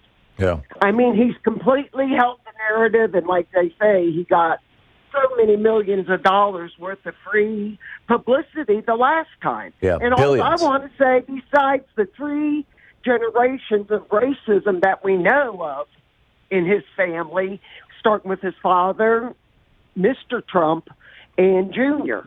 Yeah. We know that. We know that. Oh, it's a matter of the public record. I mean, his father was arrested in a racist riot, a Klan riot, and Donald Trump, you know, when Donald was working in his father's business, they were busted by the feds in the early 70s for refusing to rent to black people in Queens or wherever it was. It was one of the New York, boroughs. Right, and Junior's been all over the place with, with Breitbart. Yeah. I know Junior gave a speech in Philadelphia, Mississippi at the Neshoba County Fair, the same place where Reagan spoke, just down the road from where Cheney, Schwimmer, and Goodman were murdered, the civil rights workers that they made the movie Mississippi Burning about. Donald Trump Jr. goes there to give a speech to an all-white audience of about 30,000 people and talk about states' rights, just like Reagan did. He was so proud of himself. I mean, it's like, the Trump crime family is the Trump, race-baiting family as well. Colleen, I want to get some more callers in here, but thank you. You made your point very well. Ty in Port Haddock, Washington. Hey, Ty, what's up? Hello? Hey, Ty, you're on the air. Thank you, Tom. Here's my point. Young people may not understand what's at stake, so it's up to us as parents to educate them. It's up to us to educate the young because maybe they don't understand what people went through, to get the right to vote. But my point is, I feel like parents, I know there was a caller last week, and he was talking about his 3 adult kids that weren't planning to vote. I want to challenge him, and I feel like if he cannot get his kids to vote, given everything that's at stake, with the democracy at stake, then he's failed his children. I'm sorry to say, but I just feel like that. You have to educate your kids to let them know what's at stake. The democracy is at stake right now. We don't have time to play around with games, and we don't have time for that. That's my issue right now. So I just want to just say that. I mean, I feel like, do you want to continue to live in a democracy, or do you want to let it go? I mean, it took 200 some odd years to put this thing together. It's not perfect. We all know that. It's not perfect. But it took these years to put it together. Are you willing to let it all go? Right. So you got to get your people out there to vote. And any parent out there that's saying, "Oh, my kids, they don't," no, this is not a time to be subtle. We have to educate our kids and let them know what is at stake. Democracy is at stake. If not now, democracy will be over. If we don't handle this thing in 2020, democracy for the United States is over. And I just hope people can understand that. I don't know who's complacent, who's hanging back, but all I can say, Tom, is if they don't handle it now, 2020, it will be over. Yeah. This is my concern too, Ty, is that we may well be looking at the end of the American experiment. And it's been, up until Trump, it was a gradual process, but it was getting faster and faster and faster. And now it's a train going down the hill really fast. Ty, thanks a lot for the call. We'll continue the conversation tomorrow. Same time, same place. In the meantime, don't forget, democracy is not a spectator sport. It's not something you watch on TV. It's not just something you listen to on the radio, although, hopefully we model some good democratic principles on this program, and I mean small d democratic. And big D democratic as well. But it really does need you. Democracy, our country needs you. So please make sure that you register to vote. Tell all your friends about our program. Get the word out. Tag You're It. We'll see you tomorrow. You've been listening to Thom Hartmann. For audio and video archives, visit thomhartmann.com.